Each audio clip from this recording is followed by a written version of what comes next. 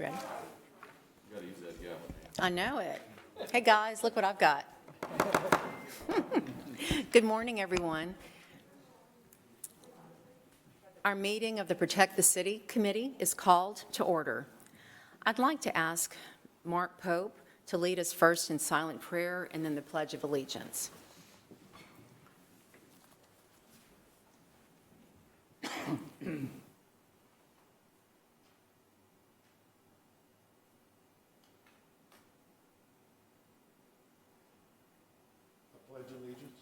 To the flag of the United States of America, and to the republic for which it stands, one nation, under God, indivisible, with liberty and justice for all. Thank you, Mark. I'd like to welcome everyone to the Protect the City Committee. As chair of the committee, I'd like to announce the following. This is a public hearing. To address the committee on any item on this agenda, please fill out the speaker form to submit your information to the clerk prior to the call of the agenda item, or you won't have the opportunity to speak. Staff assistance is available if needed. Items for submission to the committee should be handed to Council Clerk Mrs. Veronica Williams, seated to my left. When addressing the committee, state your name and title for the official record. The 3-minute rule will be in effect except for our speakers today. No debating or confrontational statements will be allowed. The front row to my left is for media only. Food and drinks are not allowed in the auditorium. Please silence all phones and electronic devices.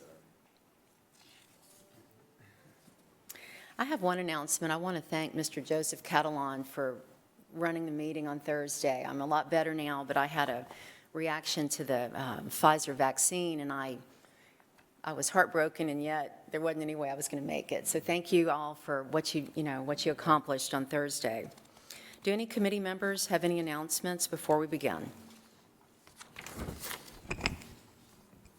And just as an FYI, I think you have some information from Bill Leindecker in front of you that you could review at your own, and I'm sure later he'll talk about it. Also in front of you, I know the question came up on the sales tax collections, and we noted that we had the charts as to the collection and the amounts that's being collected. And one is for the previous fiscal year, and the second one is for up to this fiscal year, and it's for the city and the parish. Thank you. You're welcome. Thank you. All right, we have 4 speakers today, and what we're focusing on is the growing burden on city taxpayers. So we'd like to get perspectives from past Lafayette City Parish Council members and then our 2 current City Council members. Our first speaker, and may I say too, I think I've mentioned this to all of you, given the number of speakers, we're asking that you limit your comments to 15 minutes or less so that we have time to possibly ask you questions and conduct other business. Thank you. Former City Parish Councilman Jay Castile is our first speaker. Jay served 3 terms representing District 2 of the former Lafayette City Parish Council.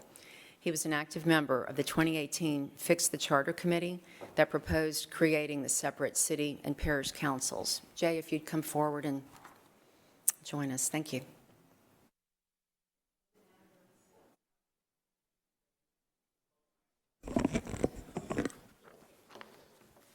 Oh, it's coming off. Oh. Yeah. Thank you, Stuart. Well, I appreciate the invite. When Jan called me and had asked me to come speak, I didn't really have any reservations. I just didn't know which direction the committee was going to go into. I was part of the original Charter Commission issue in 2011, also 2013 when we had some amendments that failed, and our last 2019 when we actually had the election to split the councils. So if you guys want to ask the questions, then I could answer your questions, or you just want me, you just let me know what you expect from me, and I'll try to follow. If I may jump in, Jay, what motivated you to serve on Fix the Charter, and with your 3 terms experience,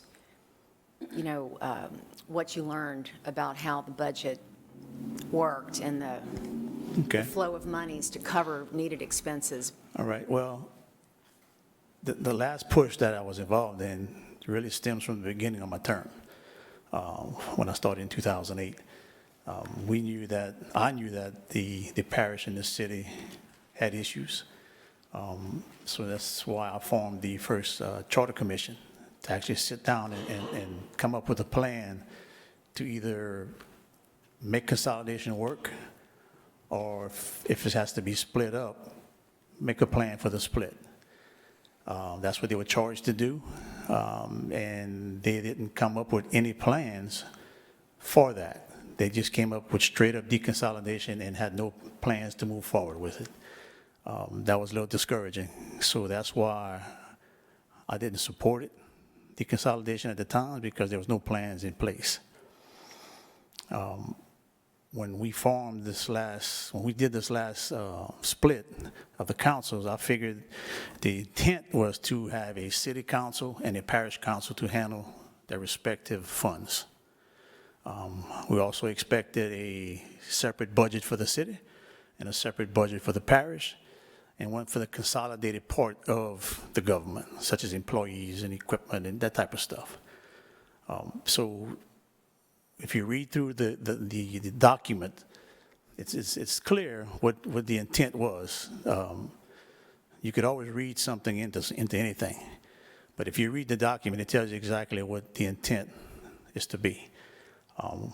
We wanted the city to have its own council so it can govern its own funds, and we wanted the parish to stand on its own and do their thing and try to rebuild the parish funds back up, come up with different ideas, do what they have to do to try to get the parish back on their feet. That was the whole premise behind it. And eventually, after doing that, we were hoping that a commission could be formed to go ahead and finish the framework of the split, and then go ahead and have a vote for the public to go ahead and do that. Because it's time that, it's at a point where we need the parish to stand up and start doing its own business and figuring out ways to fund its issues. And the city also has some issues that needs to be addressed. And I never did care for the city dollars being used on parish issues and then being repaid back. To me, that's just not how you do good business. And that's how we operated for a long time. And we still operate that way. Every year they come out with this formula that in the budget, and it's 80% for this department for the city, 20% for the parish. You can put any number you want there. That's just you hiding behind something. So when we decided to put this split together, we was hoping that most of that would go away, except for, like I said, the employees and the benefits and the certain items that are consolidated that needed to be worked on. But I'm hoping that when you guys finish your work, and gals, ladies, I'm sorry, I just say guys, it covers everyone, okay? Just don't take no offense to that. I've been doing that for 12 years when I sat on the council, and I used to get fussed at by Miss Veronica. So when you finish your work, I hope you have a better understanding of how this government is dysfunctional and how it needs to go back to the city governing itself and the parish governing the entire parish. And when I say the entire parish, I don't mean just the unincorporated areas. The entire parish is 6 municipalities and then unincorporated areas. Because every time somebody talks to me about the parish, they're talking about unincorporated areas. And that's not the parish. The parish is everybody. If you live in Lafayette, city of Lafayette, the city of Broussard, Carencro, Dusson, Scott, wherever, Youngsville, you belong to the parish. You pay a parish tax. That parish tax should be spent in your city, just like it's spent in the unincorporated areas. The parish is responsible for certain coulees in your city. We should clean them coulees and ditches, if that's our responsibility as a parish. So when you go back to what it's intended to do, then it's real easy. You can muddy the waters up all you want. It's basic government. Why would you want a parish running the city books? No idea. And you sure don't want a city running the parish books, because that affects all the other municipalities. So you guys have a daunting task in front of you. I know you had some speakers and some comments were made that they think that consolidation benefited the city of Lafayette and other cities. I would say it benefited to an extent, but the other cities, the other 5 municipalities, they took it upon themselves to make their communities better by doing certain things. See, the Lafayette didn't have that opportunity because it was always consolidated with the parish. So when you would get a vote up here in the city want to do something, if say the parish guys, I was one of them, I was considered a parish guy. If I didn't think it was well spent money, I would vote against it, and it would die and go away. 5-4. So it needs to go back to where it was, and it needs to be correct. It has to have a plan in place. I feel we need a commission that needs to be set in place to do that and charged with that, with a plan. But straight up deconsolidation, I just don't support that. If it have a plan behind it, then we can move forward with it. So I have a few questions that were handed to me that you wanted me, I guess, to answer. I don't know, Bill? They're yours? Okay. Okay. Yeah, I'm finished. I mean, you kind of know the gist of what we did this far. The splitting of the council was the first step of a plan, hopefully, that was going to take place. The parish council and the city council would see that and start working towards making it better. That was the whole concept behind it. This wasn't done behind closed doors. We've been discussing this issue the 12 years I was here.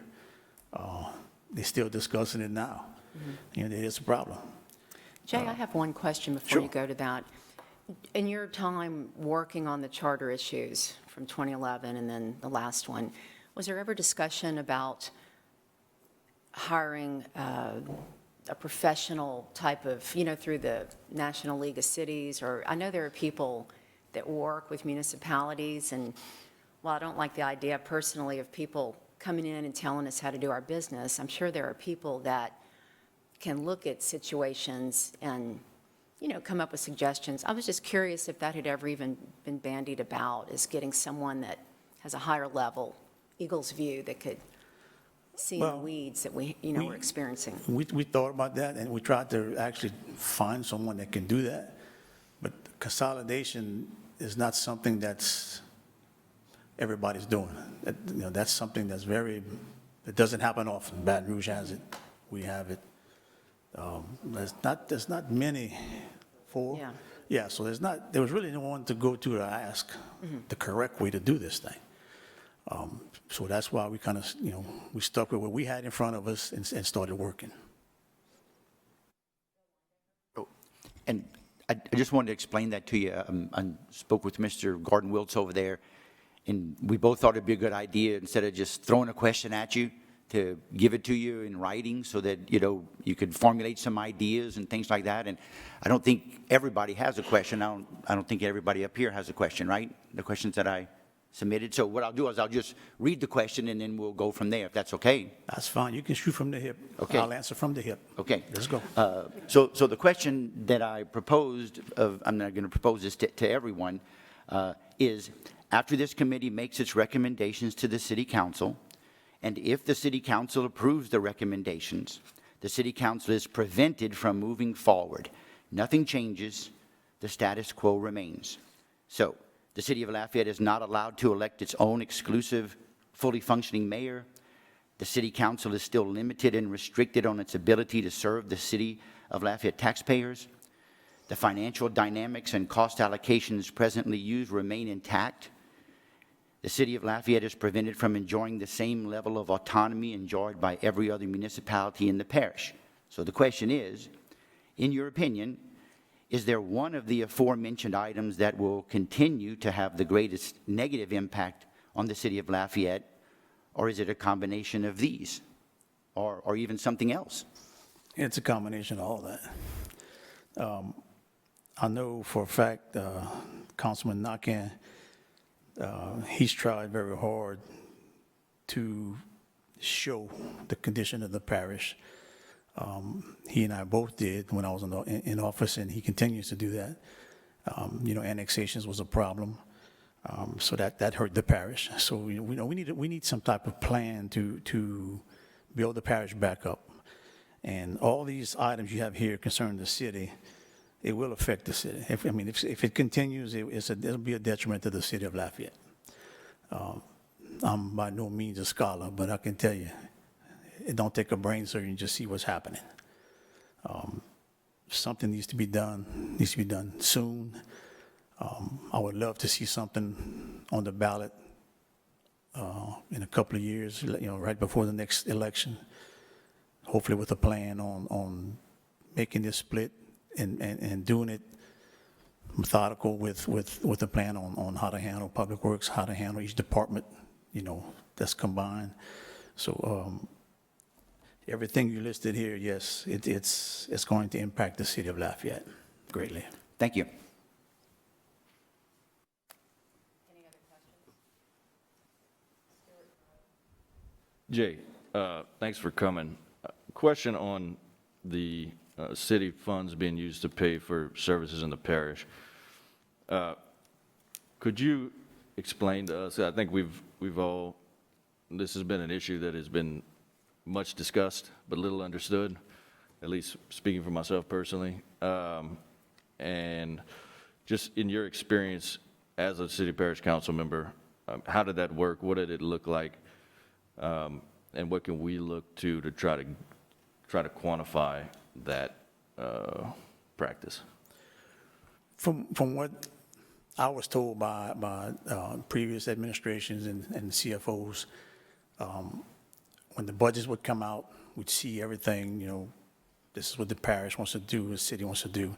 And if the parish didn't have the money right away to fund it, the city would front it, and then at the end, the parish would pay it back, is what we were told.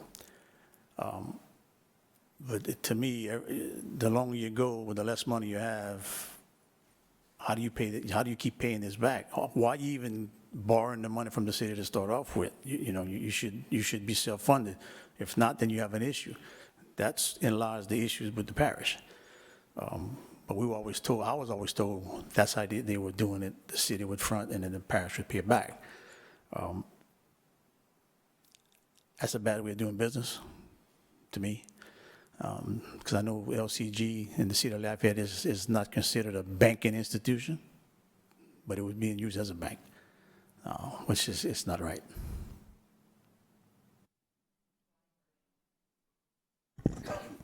Thank you, Jan. Thank you, Mr. Castillo, for coming. You mentioned that deconsolidation, you're kind of on the fence about it.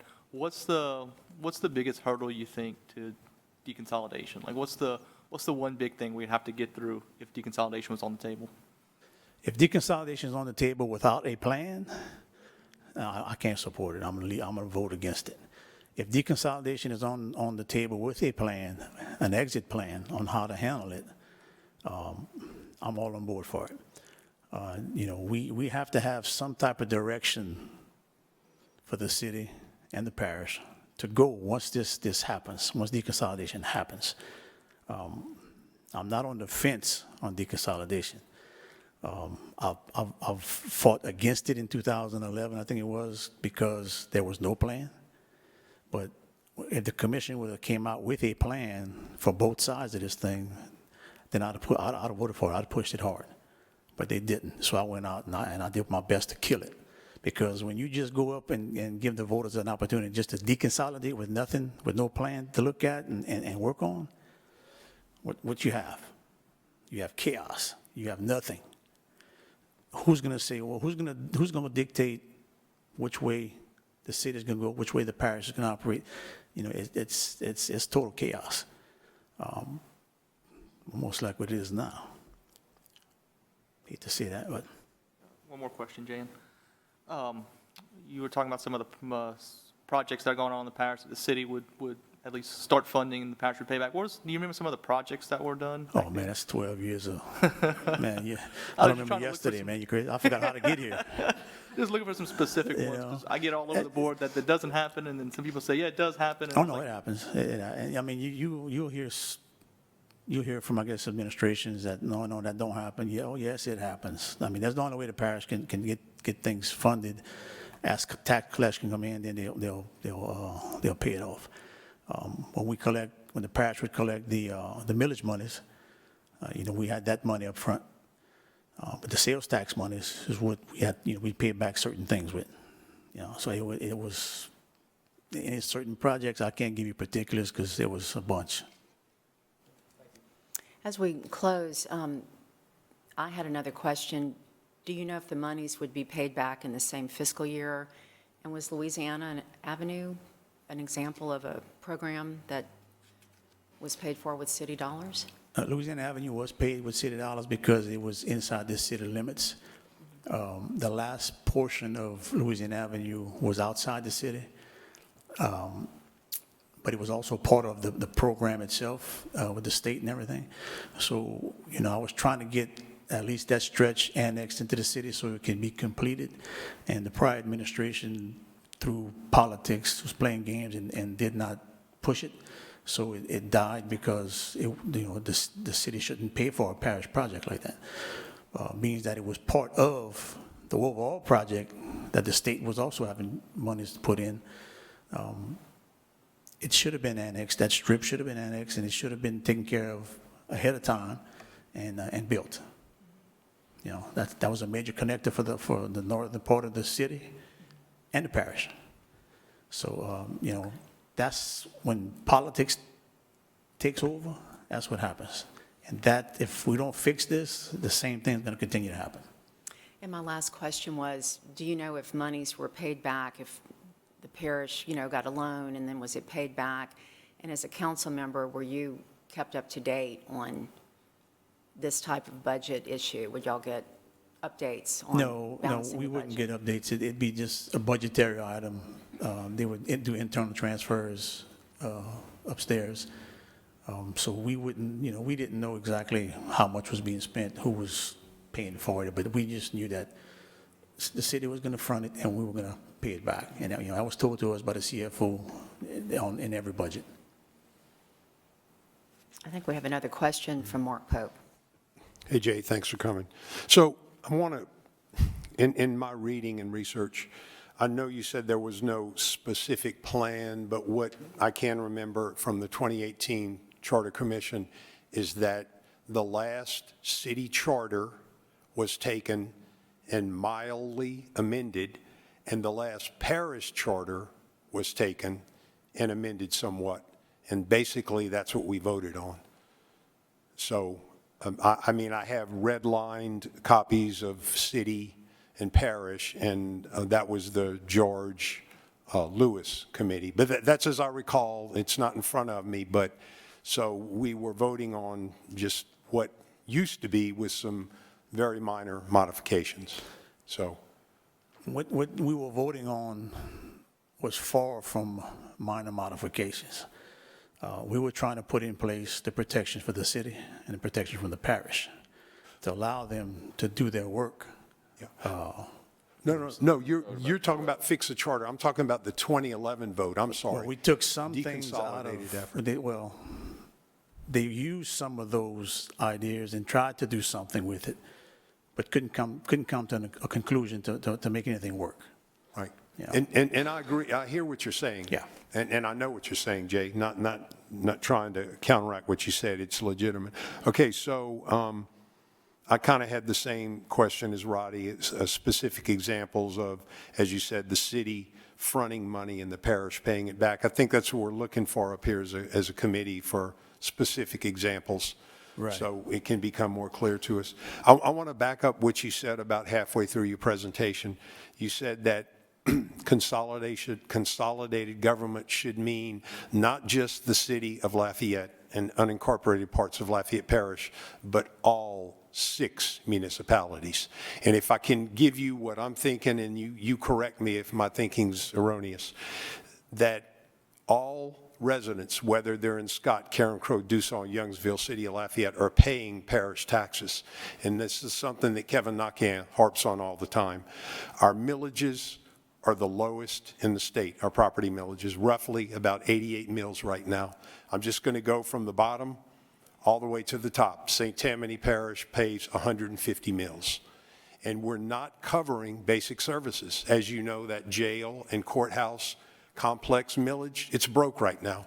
There's not adequate money because we're still operating on a tax that was intended for 1960. So is that what you meant, possibly stepping up the property millages paid for by every resident in Lafayette Parish? Was that your thought? We all know it's going to take money to operate this parish, because we don't have the funding in place to do an adequate jail, an adequate courthouse, assessor's office. I mean, you name it, whatever the parish funds, we don't have adequate funding. So our intent when we split this council was for the parish council to grab the bull by the horns and say, look, this is what we need to do. Councilman Nachan and myself, we did that for the last probably 4 years of my term, trying to hammer that home to people to understand it. Because some people in other cities say, well, why would I want to pay a parish tax? We fine here. But no, you part of the parish and you use the courthouse and hopefully you don't use the jail, but some of you do use the jail, and that's paid by parish funds.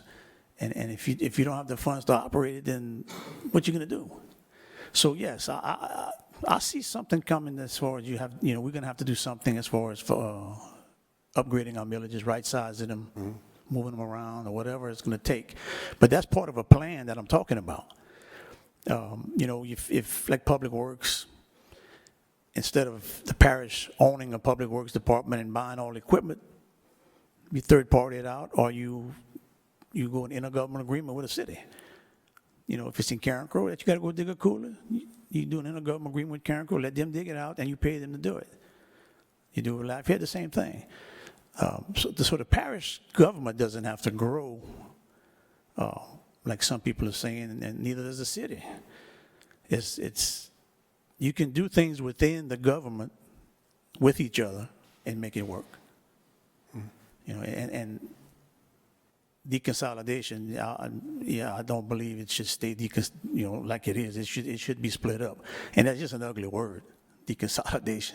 I wish we could find a different word, different term for it. Redefining. Yes, we need to do something. But yes, it's just not.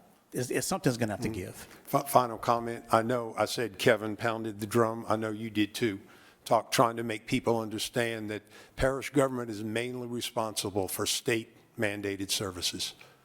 And we don't have the revenue, and we fall short, or we break even at best. So you pounded the drum as well. Good job. I think Kevin broke a few more drum skins. Oh, yeah, he's still breaking the drums. Yeah. He's still breaking the drums. Okay, Yeah. Thank you. I We have talked to one him more yesterday. He was question. breaking the drums yesterday. So, One more question, Stuart. okay. Yeah, speaking about the parish responsibilities, would you say that, I think one of the goals of consolidation was that there would be cost savings to the parish that would allow it, with a shrinking budget or shrinking tax base, to continue to operate without raising taxes. But would you say that consolidation has actually kind of had the opposite effect, or not the opposite effect, but had the paradoxical effect of allowing the parish to kind of skate under the guise of, well, we have this $500 million budget and the city has all this money, and so the parish never really has to face the music? Very well said. I agree with you 100%. That's exactly what happened. The parish budget, the general fund, it stayed the same. The income stayed the same as far as for the millages. Sales tax dropped because of annexations, but the millages never changed. We're still working off of 1960 millages, trying to do 2020 work.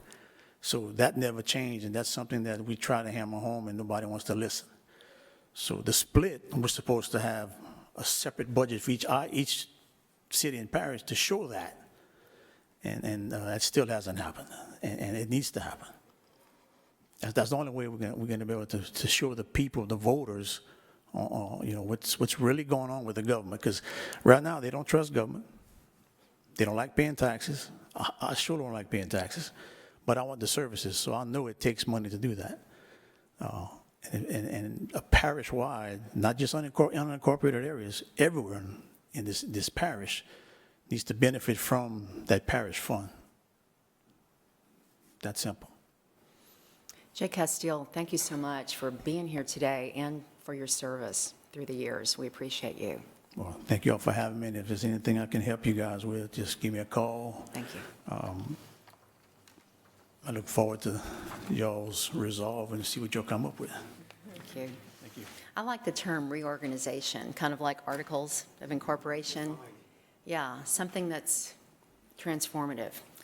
Our next speaker is Parish Councilman Kevin Nachan. Kevin represents District 2 of the Parish Council and was a member of the 5th and 6th Lafayette City Parish Councils for 2 terms.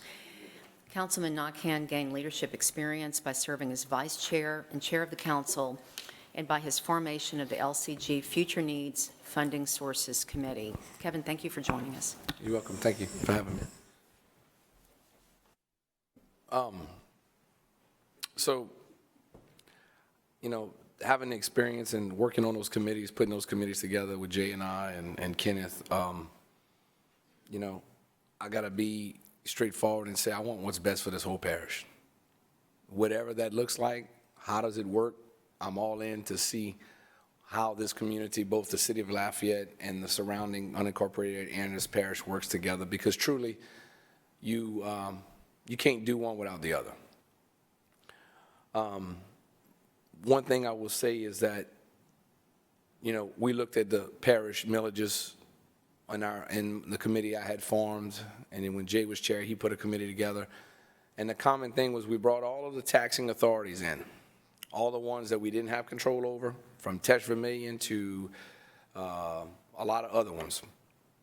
And we compared our millages, like Mr. Pope said, compared to other parishes. And it was amazing to see that we ranked like 52 out of 64 for having the least amount of property taxes. And yet you sit here with a university here and you have all of these needs, and your sales tax is probably the cheapest at 8.5.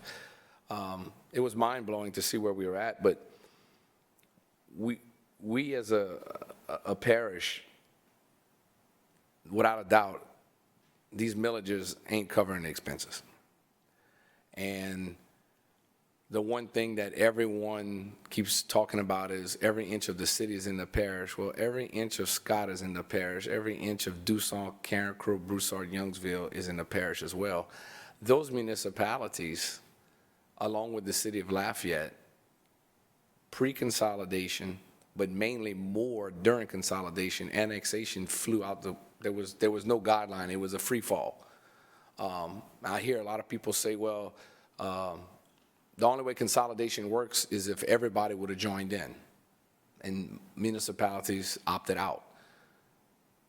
They opted out for whatever reason, but they also had that ability to grow as fast as they did because they weren't in consolidation. If we were all under consolidation, you'd have had one mayor president and 9 council members deciding the development of Broussard and Youngsville. They would have to decide if they wanted to tax that area for a park.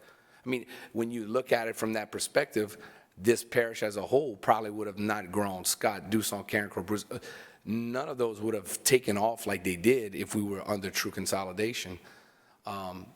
Has it handcuffed the city of Lafayette in many ways? I agree with that. I'm not disagreeing with that. But I also know that when it comes down to drainage, millage, parish money, roads, bridges, you know, Jay and I used to talk all the time. The local mayors would say, you know, yeah, we're annexing and we're taking your sales tax revenue, but we're paying property taxes for roads, bridges, and drainage, and you ain't doing one project with our tax money in our municipality. And how could I argue? They're right. You know, when you look at what they're paying for roads, bridges, drainage, they're not getting any projects. So the only entity that was getting and sharing the parish-wide drainage revenue was the city of Lafayette, because they chose to opt in. So naturally, it makes sense that the city of Lafayette has been able to use the $9 million of parish drainage money, because none of those other municipalities were in that pot. So if we're going to look at splitting it, Parish is going to walk away with $9 million of drainage money. And now the city of Lafayette is going to be in the same boat that the other municipalities are in, is that the parish council at that time can say, well, we're going to choose what projects we want to do. That's one thing I think we have to look at. What does that look like? Has the city of Lafayette benefited by getting drainage projects because they have been consolidated and had $9 million to do projects with? Absolutely. Can the city of Lafayette do what they need to do with the drainage on College Saloon in the south side area that's flooding and dredged to Vermilion with the city property tax drainage millage? I don't think you can do it because you're only going to have $1.9 million. So at that point, how does the city of Lafayette also raise the revenue so that they can do their own drainage projects within the city of Lafayette, like Scott, Carencro, and the rest have been forced to do? Because the parish hasn't given them any money for any projects, but they've been paying property taxes for the same services. So then, so that's one thing you got to think about. I don't know how to answer that. I don't know, what does that look like? Does that look like not only, we talk about the parish maybe having to right size our millages? Well, at that point, maybe the city of Lafayette might have to look at some of their millages, maybe increasing it, because they won't be able to have the parish share of that $9 million guaranteed like they had during consolidation. Because now, maybe the parish wants to go clean some coulee means in Carencro and clean and do the drainage north to stop the water coming down so fast to the Vermilion. Maybe we need to go, but parish wants to buy land and dig these retention ponds north to hold that water. So those are things that I ask myself, how is the city residents, taxpayers, how have they benefited? One way they benefited. One way with drainage, they have been able to use part of that pot of money where the other municipalities should, but we couldn't spend parish dollars in another municipality. So those things are something to think about. Do I think, I've been criticized on the radio many times because everybody thinks I'm tax happy. I'm not tax happy. But I'm like Mr. Castile. You get what you pay for, And until this parish as a whole understands, if we want better schools, we want better roads, we want better drainage, we want to make sure our courthouse and jailhouse is self-sufficient, then we have to all be honest. Does that mean everybody from the municipalities and the city of Lafayette have to support the parish to get on its own by paying taxes, whether it's a parish-wide sales tax, whether it's raising the courthouse jail complex? Something has to be talked about. Jay and I tried to right-size the courthouse and jail tax a couple of years ago, and it failed miserably. Parish-wide fire protection failed miserably. We're just in an area that people do not want to pay any more taxes. So I like the reorganization word you use, but if we're going to be honest, it's kind of like if this thing does go to deconsolidation and we do split, then how can everybody in the parish give back what was taken through annexation and through sales tax? It's like, hey, you want a divorce, but the one who makes the most money has got to pay spousal support. Okay? It's somebody's got to fund the parish to be whole again, Would I like the parish to be self-sufficient and never have to use $1? Absolutely. That's why right now in this council that I serve on, our parish council has been able to work and get parks and recreation to the point that this upcoming budget, it's the city of Lafayette's. We've negotiated the parish parks in the unincorporated area with those municipalities so that they take them over. We don't, they use the land. We didn't sell it, but yet they're going to take over the maintenance. They're taking over all of these things so we can help support Parks and Rec where we're not having to dip into the city to take care of that, One thing about consolidation, when it did happen, I don't understand for the life of me why they didn't consolidate Parks and Rec and make everybody in the parish pay a millage.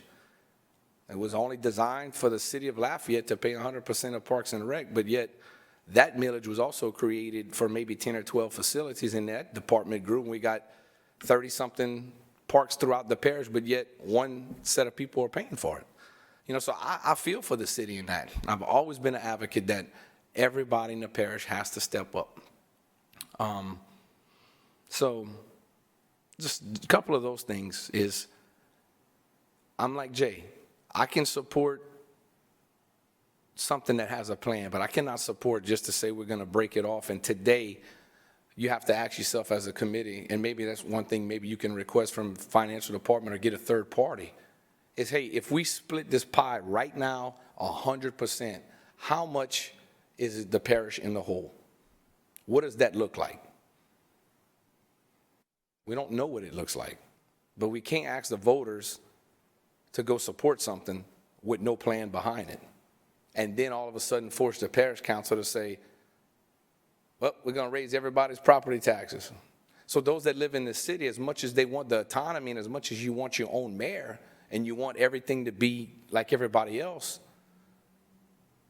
then that also means you may have to pay more in parish property taxes. And is the city of Lafayette residents willing to help the parish get on its own for that divorce? So I think when you split, taxes are going to have to be brought up. And I don't know if we're there yet, you know. But I do want the city of Lafayette, you know, to have their own opportunity to do what the other municipalities had without having a parish person involved and maybe votes a certain way that denies the city of Lafayette to have that opportunity. I mean, I don't think that's right. When I served on the 9-member council, it was 4 parish guys, 5 city. I supported the horse farm. I was a parish guy. Castile supported the horse farm. Why? Because we did what was right, because that was a city project.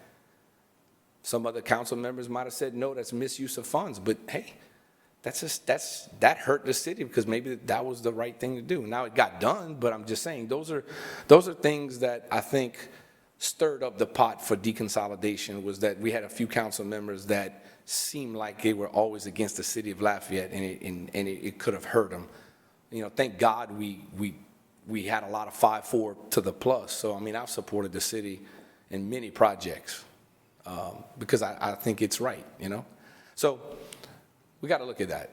We got to figure out where we at, what does it look like, and, you know, who and how are we going to repay the parish or allow us to be self-sufficient. We can't just split because we want to split and have no plan.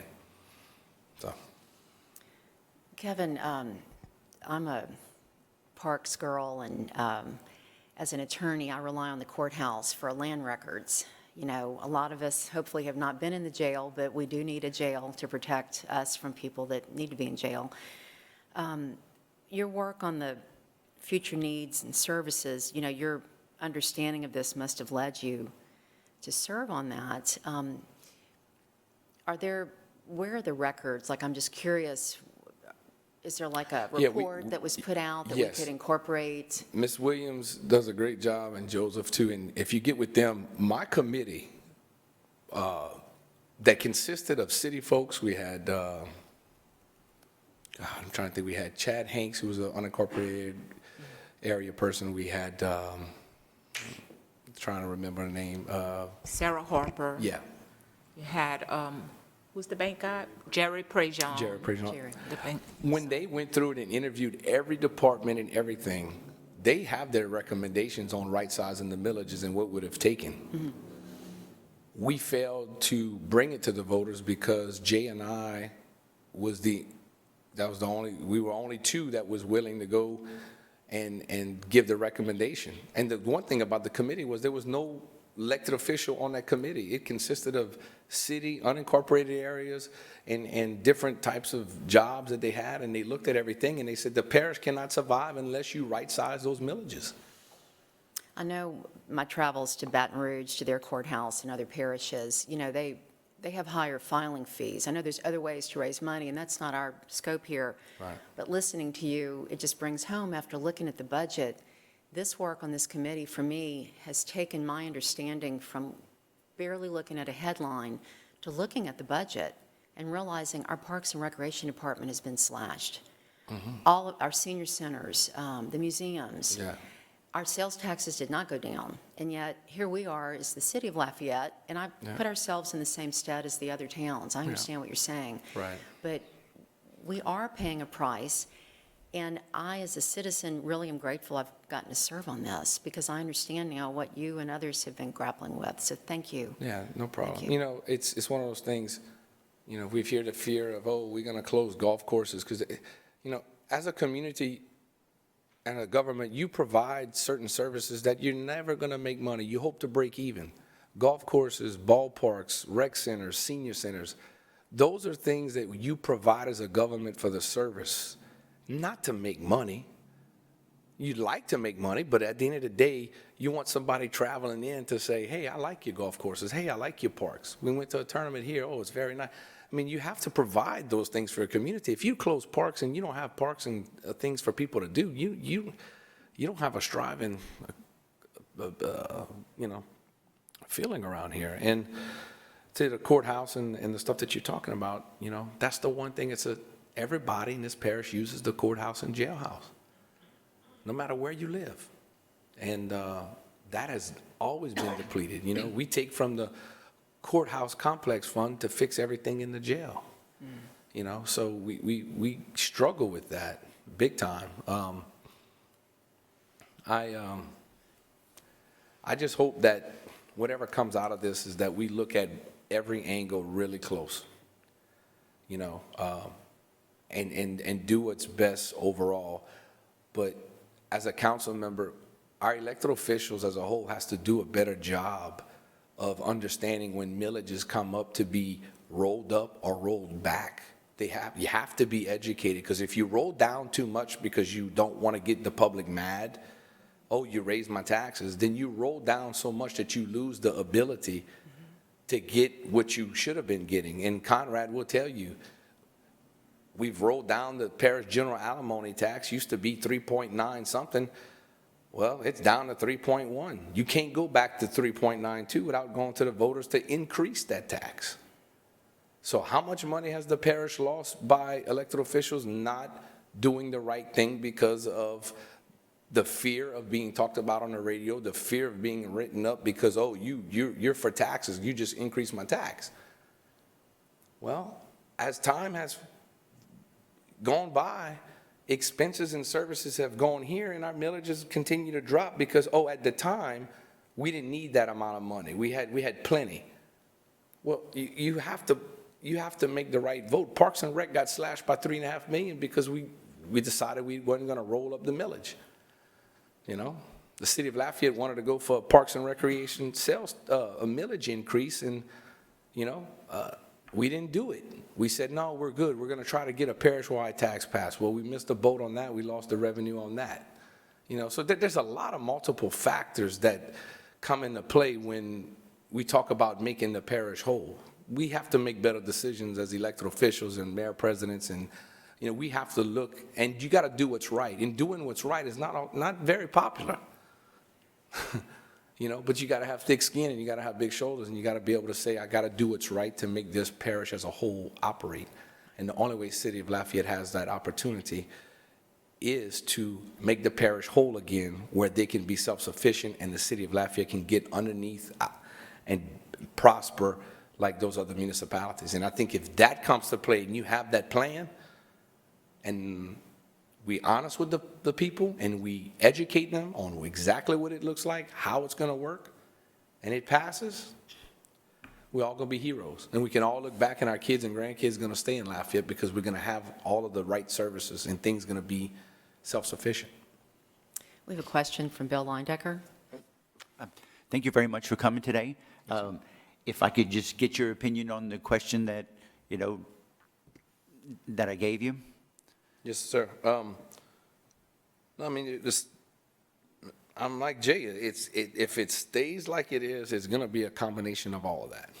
You know, every municipality has an elected police chief. City of Lafayette, you're appointed. I don't think that. I think it should be as big as the city of Lafayette. It should be an elected position. That's a charter thing that needs to be tweaked.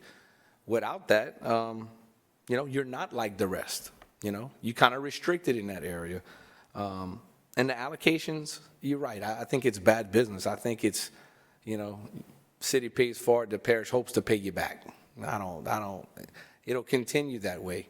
And I think if Laurie was here and she comes give you a presentation and she zeroes out the allocation and acts like today we split and the city pays their portion, the parish picks up theirs, I think that's where I think we need to find what that annual number is and how bad it's going to be. I mean, you have to get to that point to see even where do you go from there, You got MERS, you got PERS, you got, and I'm like Jay, I think if the parish got on its own, I think we should third-party contract our roads, bridges, and drainage. I agree with that. Parish could save a lot of money. We wouldn't have all the overhead on employees. We could have just the council staff. We could, to handle our operations. But I think that's the way it would have to go if it goes that way. The parish doesn't want to have to buy all the equipment back. We don't want to have a separate parish building for public works. And I think if you just third party and do an intergovernmental agreement and do that, I think it would work, So, no, your answer to the question is, it's a combination of all of those things. Thank you. We have a question from Mark Pope. Okay, so because history's important, I'm going to make a statement, and then I'm going to come back and ask you a question, Kevin. You talked about rolling the millages forward. In other words, when property values drop and you're going to get less money from your property millages, by state law, you can increase your millage to make the same money you made the previous year. That didn't just float out from the stratosphere. That is a state law. I don't have my statutes in front of me. I believe it was in the 90s, because in the 80s, and going from memory, I believe 82 and 86, oil field downturn, property values went down. There was no provision, state law, that said you could roll your millages forward. So parish government had to lay off pretty doggone heavily, because they got less revenue from their tax millages. So I believe it was somewhere in the early 90s when that state law passed, allowing you, the council, to roll your millages up forward when property values go down. Correct. And I think that should be done, because we're already struggling. Right. So we need at least the same revenue we had last year, minimum.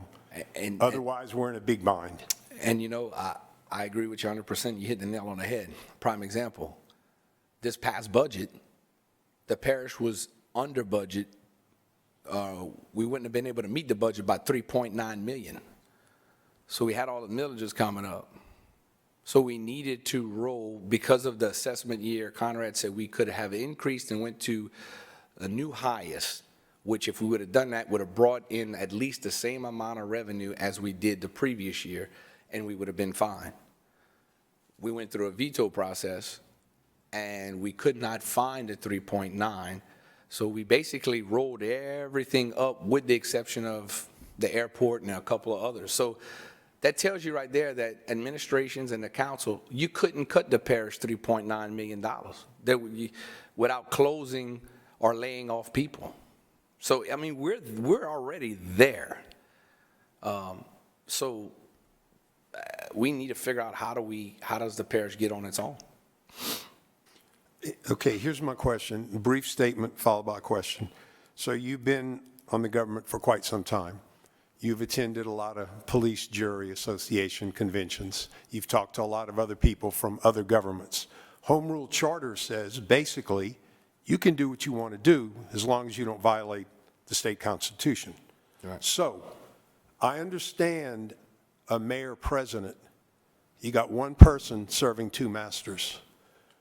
What about the thought of a parish either manager or administrator who could be elected, from my understanding, elected or not elected, so you could have a standalone mayor for the city of Lafayette? Have you ever talked? And by the way, this was a thought. Currently, 38 of our 64 parishes are still police jury. So have you talked to anybody who uses a parish manager or a parish administrator in other governments in the state? Yeah, I have. And they will, from what I gather, is it allows that parish council to focus on the parish issues without having that conflict of wearing two hats. And so to answer your question, yes, I have, and St. Landry is one of them. You know, they have Arcadia Parish has a police jury system, and I've talked to both of those, and, you know, it works well. So I have thought about that. I have also said that if y'all had a plan or it goes to the thing, that the parish people would like to have their own parish manager or representative to work with the parish council and then let that manager work with those municipality mayors so that there's a more one-on-one relationship to know what is exactly needed in every municipality, you know?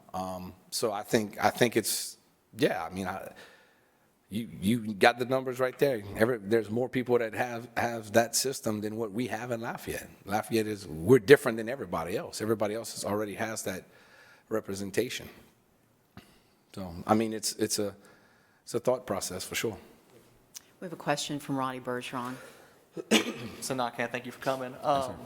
One of the issues, and Mr. Castile touched on it, is people don't trust what their government's doing for whatever reason. Do you believe that making some changes to the budgeting process, like splitting up the budget so that there's a city, a parish, and a consolidated budget, or even, like you said, getting rid of public works and just having one public works department that the parish would enter into intergovernmental agreement with, do you think that would help with some trust issues? Do you believe that opening up that budget process or making it a little bit more cleaner would increase some of that transparency and trust? Yeah, absolutely. You know, the one thing a lot of people have talked bad about the recent change of the split of the council, and it's worse now than it was before. I disagree with that for the simple fact that because now I'm on the parish council, I can address parish issues and go right at them, where before, when I was on a council of 9, our agenda item had 40 items and 36 or 34 of them were all city. So we were focusing on LUS, fiber, police, you name it. And the parish never could really dive in, or the 4 parish council members at that time couldn't dive in to see exactly what the parish issue is and really focus on it. So the split now as it stands is great for the parish because we can focus on our parish needs. It's good for the city, but then yet we still kind of hand-tied through the budget process. To your point, we have not, or I haven't been presented with a budget to say, hey, this is 100% parish expenses, this is 100% your budget. Then I can say, well, like you, to your point, I think we need to look at that. We need to look at if the parish council could not have public work, you know, exactly what you said, separate it and see what that looks like. But no, we haven't done that yet. The councils are split. We get 2 separate agendas. We focus on what we have to do in the parish, from the courthouse to jail to park. I mean, and we're working on that, but no, we haven't. Our budget still has allocations. It still has things that, you know, we have to do a joint budget. We have to both agree on certain things. That's difficult. That's where I think the frustration comes from the city taxpayers and the city councils, because they want to do something in the city budget, but yet because we contribute 10% of our allocation, we still get a vote in it, you know? So I think I think it's a good idea to probably get with administration and say, let's start seeing if the parish can third party these, you know, at least for public works, start doing some of that, you know? But yeah, I think it would be beneficial if something like that was looked at. Thank you. Okay. Stewart Bro. Councilman, I think you briefly touched on this, but one thing that's been kind of eye-opening to me as we've been going through some of this stuff is, you know, I know that I have my opinions about whether consolidation is fair for the city of Lafayette, but you look at the ways that the parish kind of has to compensate for being consolidated, and you look at the drainage, which you talked about earlier, and other things, perhaps parish funds having to be spent on the operations of departments instead of money going to projects. You know, I would think that, and I don't know if this already exists, outside of the city, but that there are a lot of people who would look at consolidation from a parish perspective and say, this isn't the fairest thing for us either. We're not getting the best deal that we could be getting. Exactly. I mean, as I read the mayor president's, report, he is right. The city of Lafayette has been able to annex, and the sales tax has grown, and the growth has been there through consolidation, and it's a good thing. But the one negative thing that the parish people say is, well, through consolidation, all we've done is lost revenue. We've lost revenue through annexations, and that's just not business. You got to keep in mind when another municipality or the city of Lafayette annexes a subdivision, you're not losing the sales tax so much, but you're losing the parish general alimony tax, because no longer they have to pay the 3.52. Now they roll down and only pay the 1 point something. So we lose money in our piggy bank even if it's subdivision. So you're losing it both on business and you're losing it on residential annexations. And so I would say that, yeah, I've heard many people in the parish say, we don't like this process either. We had all this equipment. We used to call our police juror. I used to have a tractor out here. I used to be able to get things done. So yeah, I've heard the opposite side too. I've heard the other people say we don't like consolidation either. They feel that they're not getting the services as much, and they feel like everything is going to the city. So it is a fight. It's not a fight, but it is one of those things that when you're going to bring this up, it's going to bring up everything. Some people's going to like it. They don't like it. They both don't like it. They both feel like they're not getting what they should be getting. The municipalities feel like, hey, I'm paying property taxes for drainage and roads and bridges too. I'm not getting any projects, whether I can, that's the thing. Whether they decided to join consolidation or they didn't, those residents in Scott, Carencro, Dusar, and the rest of these municipalities still live in the parish and are still paying drainage taxes, road taxes, bridge taxes. Whether they chose to be in consolidation or not, that's not the taxpayer's fault. But they are part of the parish, and they are paying property taxes for services of drainage and roads, besides what they're paying their municipality, So we got to look at that. You have to, and you got to look and see, well, how much is, those municipalities getting? They're aggravated too, Hey, we send you tax dollars for drainage and roads and that, and I can't get y'all to come work in my municipality and clean a coulee for me, Oh, we can do an intergovernmental agreement for like $10,000 and get you a tractor and some manpower, but, there's no more joint efforts in really combining, and doing major projects, I think one of the most important things I've really heard today so far was that we're all one parish. And we need to keep that in mind besides when we get our tax bill at the end of the year. Right, We need right. to remember we're all Lafayette Parish. And we really are we've kind of run out of time, but I just, in closing with you, Kevin, the unincorporated areas that voted no on the tax for fire protection, I think that's what a lot of us, we started really looking, saying, some people are getting more than what they're actually paying for. And I know that's been a cause of yours, and we really don't have much time, but if you could just maybe touch on that, It's frustrating. We went for that parish fire protection tax. I had looked at other parishes. Some of them do a rooftop tax where they, parish-wide, they assess you for a rooftop tax, and that's based on the households and the businesses, and that's how they fund it. And,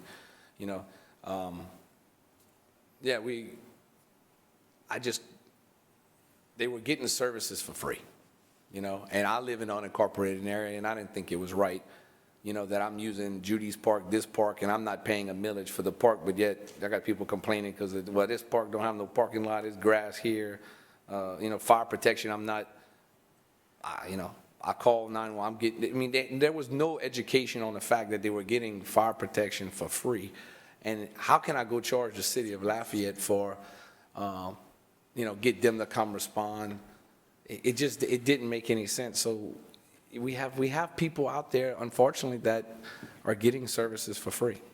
And I felt like it was important that the unincorporated area pay their own fair share for fire protection, and that it wasn't fair to keep relying on the municipalities and the city of Lafayette to come into unincorporated and put out a fire, So I thought that was the right thing. I still think that that was the right decision, was to have those property owners protect their houses and pay what you pay in the city of Lafayette and pay what they pay in the other municipalities. Unincorporated area, unfortunately, I guess the mentality is we want things for free, and unfortunately we've got to pay for things.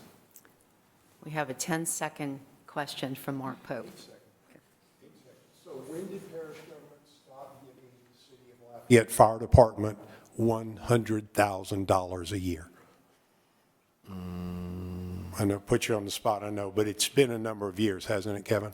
Yeah, we cut that from 100 Because you didn't have the money. We didn't have the money out of the general fund. We cut that from 100 to, I think, 30,000 is what we were paying the city of Lafayette to help respond. And a lot of people didn't understand that it takes the city of Lafayette Parish fire rating is based upon all of the volunteers and municipalities in the city of Lafayette. That's what makes up the unincorporated area fire rating.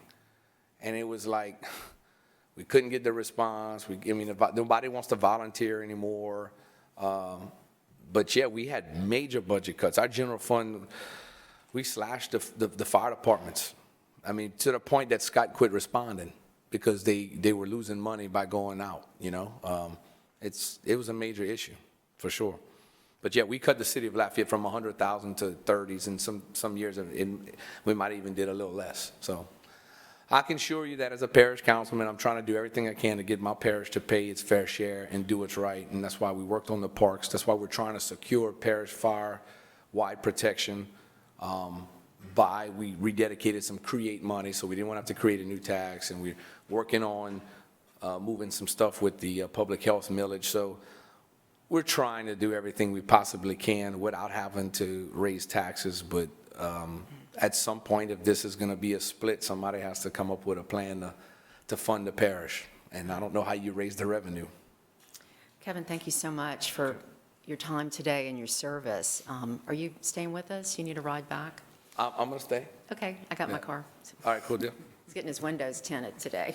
Yeah. Well, not mine, my wife's. Well, your wife's my car, yeah. yeah. Take care. Wife's happy, everybody happy. That's right, always. Next, we're going to hear from two members of our Lafayette City Council, and I don't want to speak out of turn, but I understood that Nanette would like to go first. You've got to get back to school. Mr. Lazard, is that all right with you? If we go out of order, thank you so much. Our next speaker is Councilwoman Nanette Cook, who represents Lafayette City Council District 4. Nanette was first elected to public office in 2015 when she served as a member of the 6th and final Lafayette City Parish Council. Nanette Cook, thank you. Thank you. First of all, I want to thank all of you for serving on this committee, for taking your time, and also for having me today. Also, I would like to thank the parish council members that came today, both current and former. I've always enjoyed working with those two guys, and really just listening to them today, I feel like we're onto something. We're going in the right direction because I think they understand, what the city is looking for in terms of what we're trying to protect. And so I really appreciate your comments today. I wrote a few things down, so bear with me. My hope for this committee is to provide the council as well as the public with more clarity on where the tax dollars are being spent. Transparency is a word that is thrown out so often in so many discussions, mostly dealing with money. My suggestion today will be how we can make the budget first easier to read, as well as clearer on where the city dollars are going and the parish dollars are going, and what items, departments should be currently shared by consolidated government. Those are always my questions when we're looking at the budget. I've been through 5 budget hearings, 4 as a city parish member, 1 as a city council member. And while they've all been challenging, I'd like to say this last one was probably the most frustrating in terms of feeling like we had our hands tied in a lot of issues with determining what could be used, what money could be used for what things. The charter change that allowed us to split the councils has definitely caused some confusion with the budget process. Last budget, we did separate hearings into separate meetings, city and parish, and we also had some joint meetings on the budget. We separated certain departments, went to just city, certain went to just parish, and then we had some joint meetings.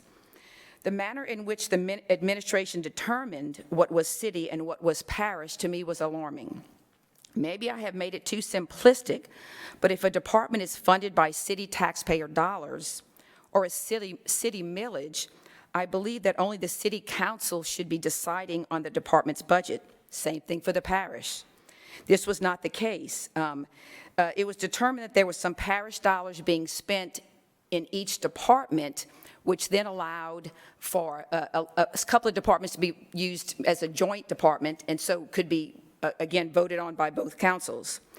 And this was kind of a lot having to do with employee salaries, because a lot of our employees are shared. And so the answers I received from the CFO was that the employee salaries are paid the majority, and I'm going to talk allocations in a minute here, the majority by city and some by parish, but it was enough to allow these departments to be considered joint departments because those employees were shared within, which, okay, I mean, maybe that made a little sense at the time.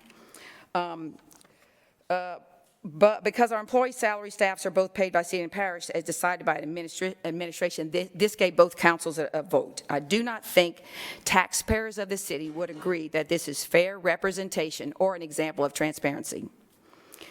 My favorite example of this was the Parks and Rec Department discussions, and I think Kevin alluded to that already.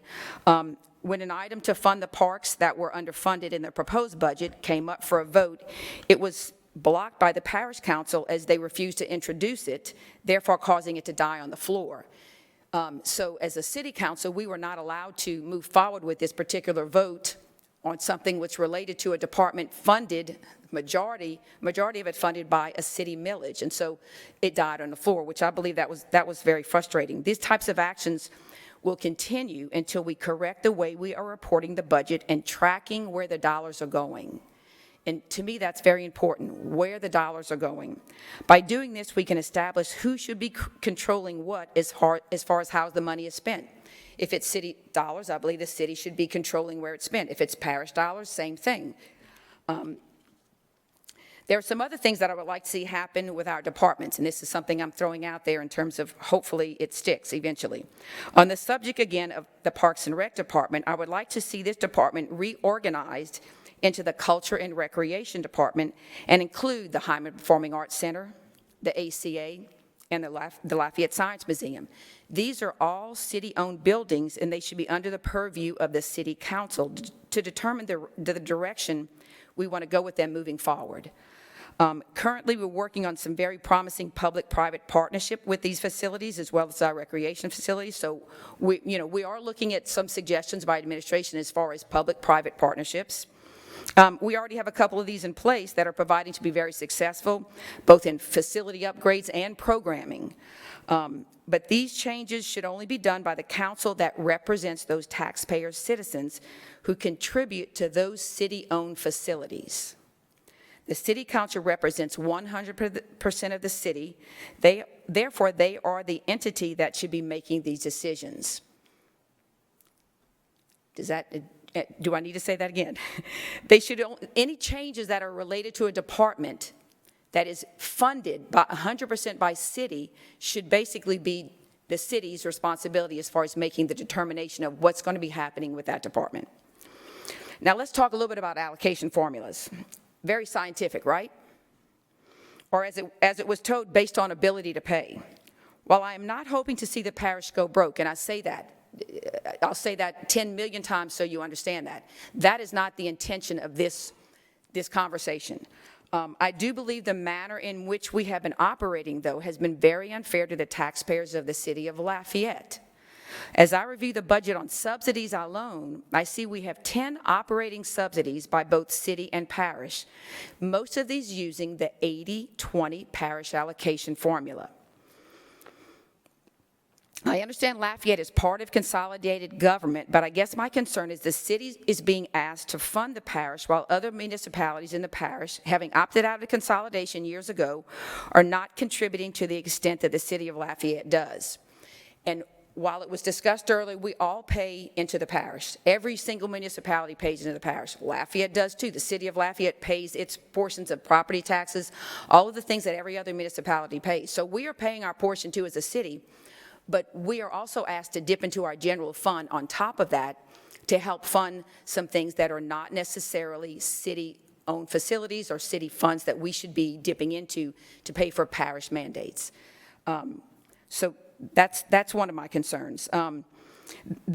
So again, as I think of consolidation as it happened, 20-plus years ago, I guess in hindsight, I think maybe the fact that the other municipalities did not want to, jump in and be a part of this should have been a red flag. It should have been a point where, okay, when we talk consolidation of Lafayette Parish, if we don't have everybody that wants to join in, then maybe it wasn't going to be as effective as it could be. And, I'm not saying I know all, but when I look at it now, and of course, as hindsight, of course, I feel like maybe that would have been something that should have been, could have been a red flag.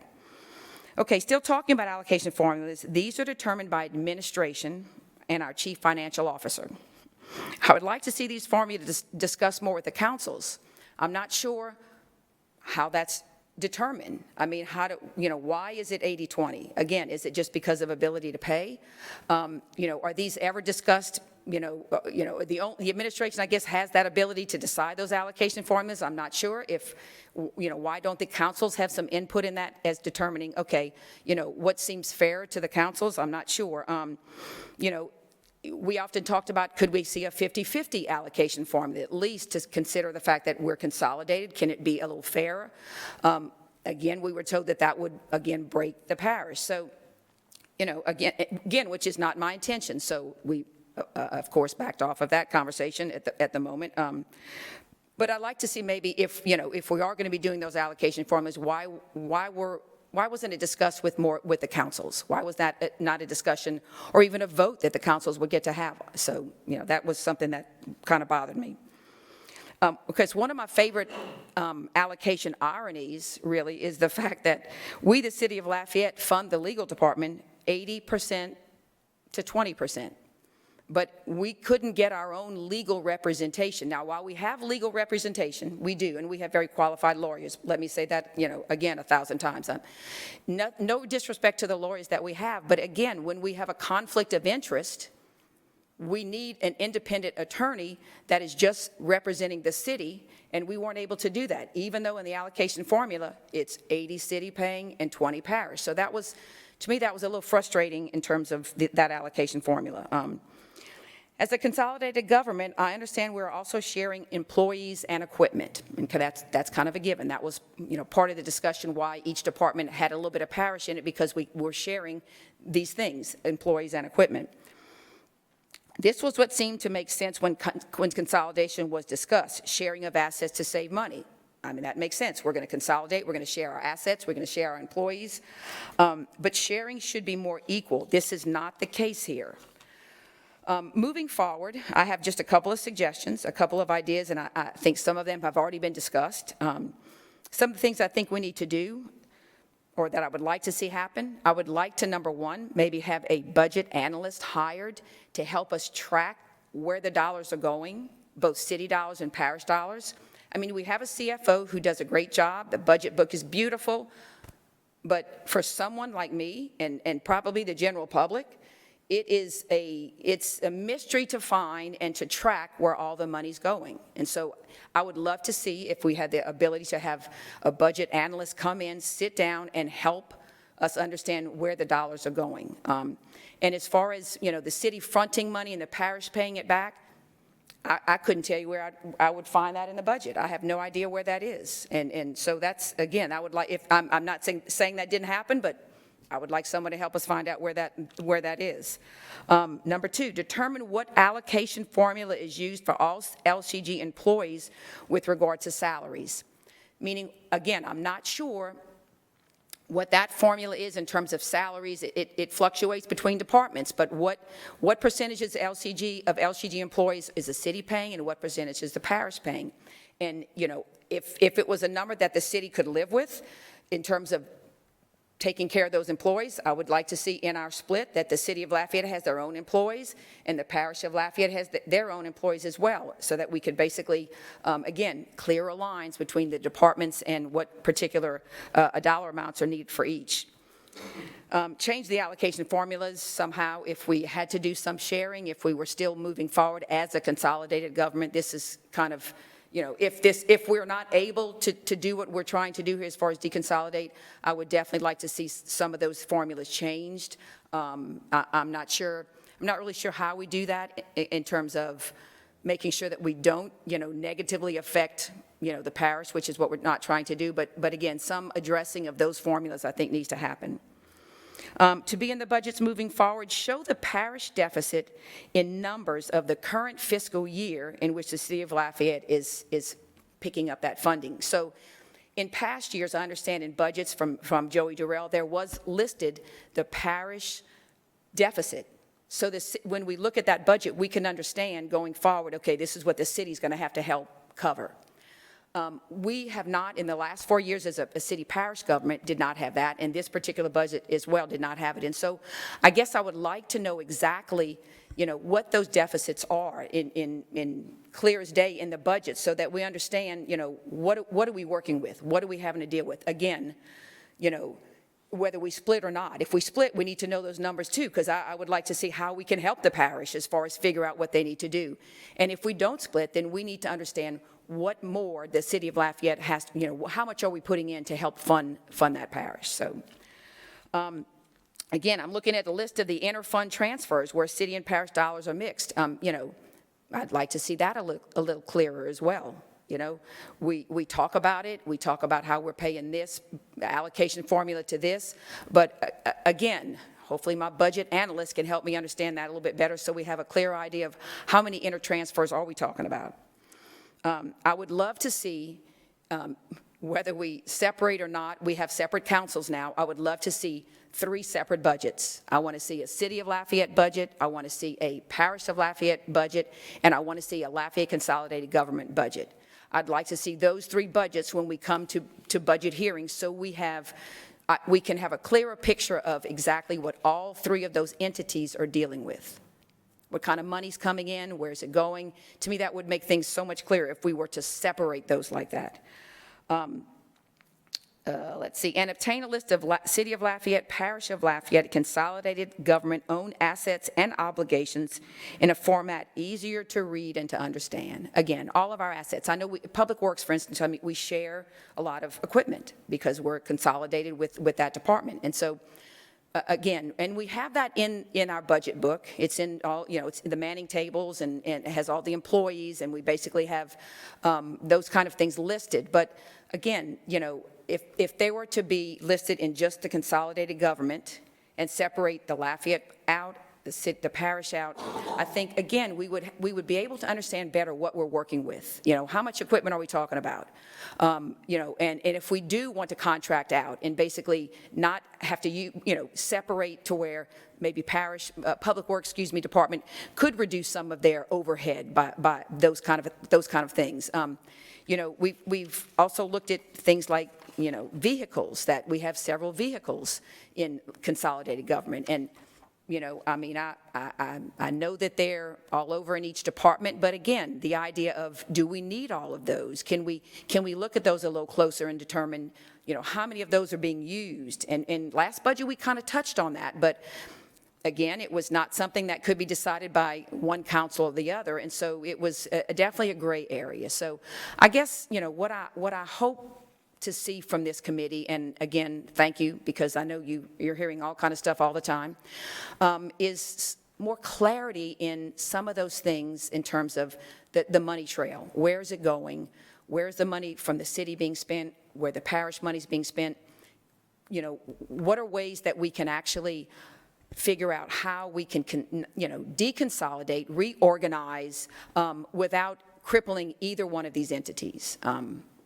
And that would be my hope, as far as the committee. So as far as I don't know if Bill wants me to address those questions.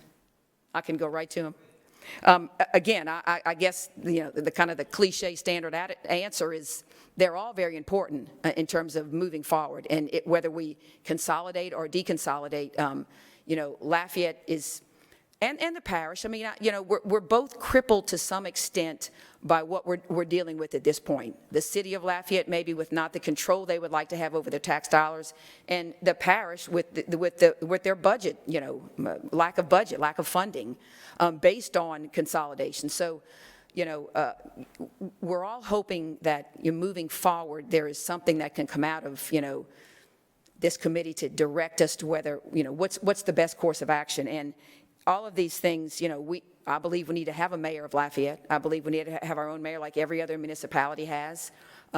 Maybe a CFO of the parish or a parish, parish president, call him parish president, like the other, parishes have. So I feel like a reorganization of those things are important that we have. I'm kind of looking through here. The restricted liability of the taxpayer dollars for the city, as far as knowing where they're going, is important.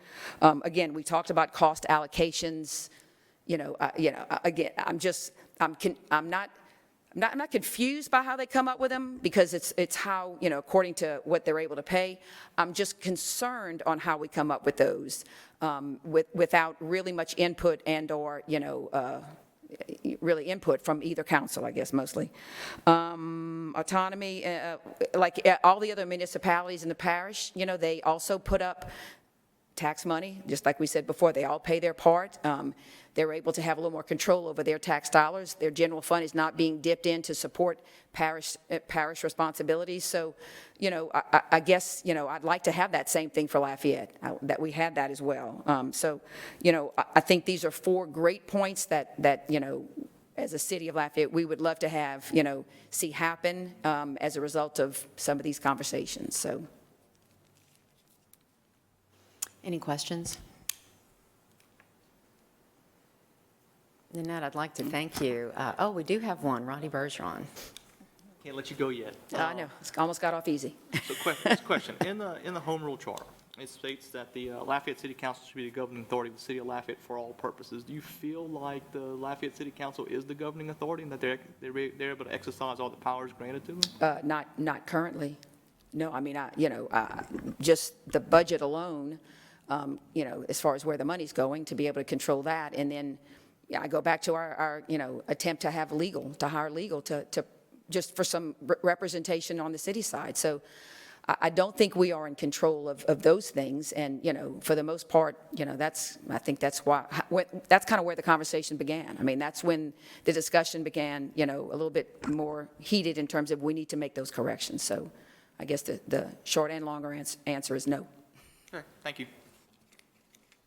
Mark Pope? Nanette, do you think a 5-member city council is adequate to serve a city with a population of roughly 130,000? No, I would like to ideally see it as a 7-member council. And we kind of talked about that when this came, when we started doing the process and we split the councils. Years ago, it was a 5-member council. My father served on a 5-member council, but that was years ago when the city of Lafayette was not the size that it is now. So I do believe that a 7-member council would be more ideal. And, if that's something y'all are discussing as well on that end, that's something we need to think about. Thank you. I think at this point, we're a committee. We're not a charter commission. So all the input we're getting, we're taking under advisement. But we're like the reporting back those 14 questions that you guys and women set forth for us. But I've learned a lot today, and I want to thank you for having a prepared talk. You had emailed me your thoughts, and I'll share them in writing with the committee. It was nothing other than what you said, but we really hadn't discussed all this. But I think you laid out kind of the biggest issues on the table for you. So with no other questions, Nanette, thank you, and thanks for taking off school today. No problem. It was good diversion. Yeah, thank you. Our next speaker, get my notes, is Councilman Glenn Lazard, who represents, I've lost my notes. I know this. Represents District 5, the seat to which he was elected in 2019. Glenn Lazard has been engaged in the private practice of law for the past 25 years and was also honorably discharged from the United States Army. Thank you so much for joining us today. Good morning to everyone, and first of all, I certainly want to thank you all for your service to the community. I know that a lot's being thrown at you all at just from all different angles, and we're asking you to really solve some very difficult issues. For starters, I should have came first, because to follow these 3 individuals. You know, it's very complicated.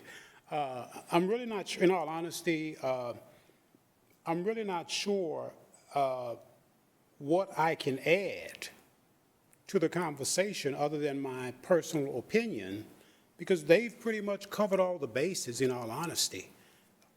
So, for starters, I don't like to use the term consolidation because I don't think we've ever had true consolidation. In my opinion, what we've had simply is a merger of some departments and services between the city of Lafayette and the parish of Lafayette. And it's kind of ironic that the only people that have benefited from this quote-unquote merger are the other municipalities that chose not to participate. And I will reiterate the fact that Kevin and everyone else has made, that both the city of Lafayette and the unincorporated areas have suffered because of it. Everybody's talking about what would this look like if we did away with the current system of government. And it's real simple. It's going to look like it looks like in all other parishes. It's not that complicated. It's not that difficult. As far as making the parish whole, I think everybody needs to have a seat at the table. We keep talking about the city of Lafayette doing its part to make the parish whole. Should we get to the point where we start talking about some form of separation, total separation, if you will? The other municipalities need to be part of that discussion as well, because they're the ones that have actually benefited from what we currently have. I'll reiterate the points that Lynette made on the budgetary issues, and that's one of the suggestions that I actually made last year, that we have 3 separate budgets, that we decide at the beginning of the budget process what are city departments, what are parish departments, and what are joint departments.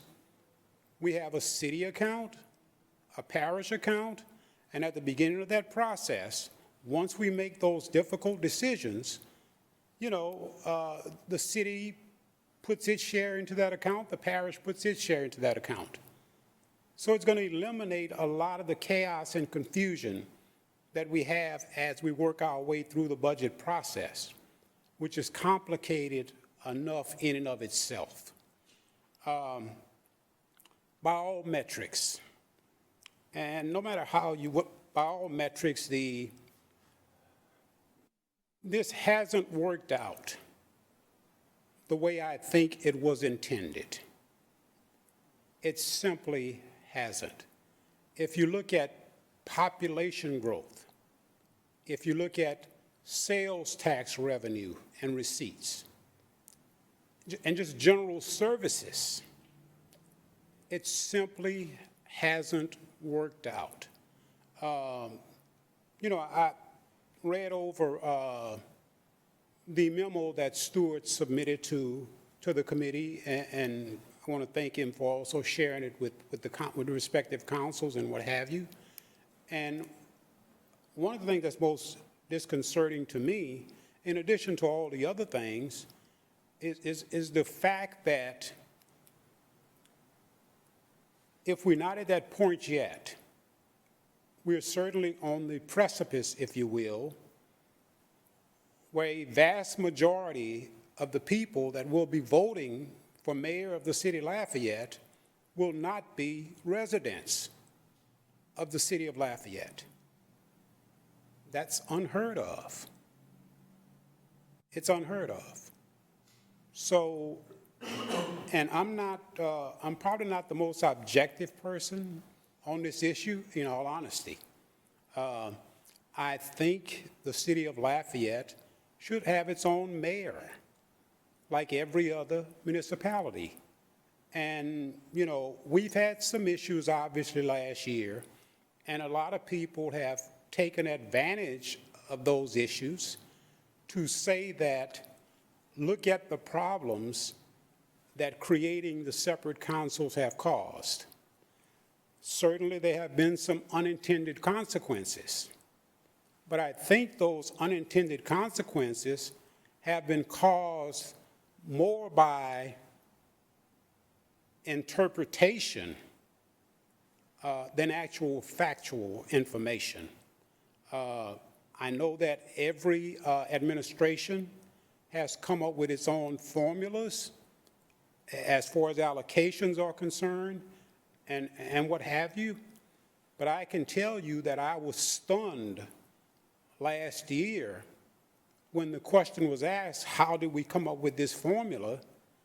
And the response was, that's all the parish can afford to pay. That just threw me for a total, total loop, if you will.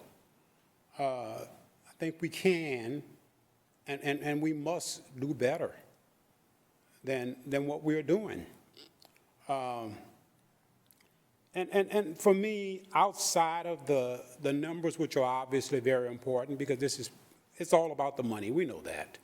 But outside of that, to me, there's also an issue of due process and fair play, if you will. And I mean that from the standpoint that residents of the city of Lafayette should have the same rights and privileges as residents of any other municipality. And that fundamental privilege, if you will, is the right to select your elected officials. The council split was a good start.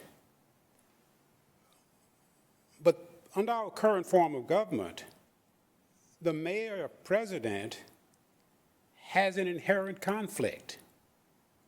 Always have, always will. Because the fact of the matter is, the interests of the city of Lafayette are sometimes in total conflict with the interests of the unincorporated areas. So that person has an inherent conflict. And some of the issues that we had to deal with last year, I'm not going to reiterate the points that my colleagues have previously made, but it's a problem. It's a major problem, and the only resolution that I see is to give the city of Lafayette its own mayor. It's going to be beneficial, obviously, to the city, but also to the parish as well. Just like the city needs someone, a CEO, if you will, to focus solely on city matters, the parish needs the same thing. And that's the only way that we're going to resolve this. When we talk about the allocation formulas, Conrad Como made an excellent point during his presentation to this committee at the last meeting. And that is that as long as we keep playing this game with the formula, we're just going to keep kicking the can down the road. And we're going to be having this same discussion 4 years, 8 years, 12 years from now. During the meantime, the city and the parish will continue to suffer. So, like I said, I'm not totally objective when it comes to my desire to see the city of Lafayette, residents of the city of Lafayette, have the same rights and privileges as residents of any other municipality in the parish. And I guess that's my personal observations, if you will. I'm not going to reiterate and repeat everything that my distinguished colleagues, because I certainly share their opinions. And I can tell you that Kevin has been an invaluable asset to me in terms of trying to understand how this whole process works, especially in terms of the millages and what have you. And nobody wants to see the unincorporated areas suffer. Certainly I don't. But I think there's a way to do it, proper way to do it, where both residents of the city and those of the unincorporated areas benefit. So we need to start having that conversation. And I think this is a good start to that conversation. So I don't want to start to sound like a broken record, so I guess at this point I'll entertain any questions anybody may have. Thank you so much for being with us today. I noted with interest, our first speaker, Ed Abel, at our first meeting, said exactly the same words. It just hasn't worked out as we intended. You know, all that work, the original consolidation effort from somebody that was an architect of it, it just hasn't worked out as they intended because they always thought there'd be a better tax base created with the reorganization as it was to fund things. So do we have questions for Mr. Lazard?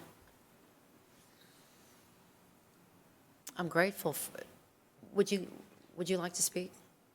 Can we do that, or is this out of order? Oh, Okay. oh, sure, by all means. I'm learning how to do this. Yeah. Thank you.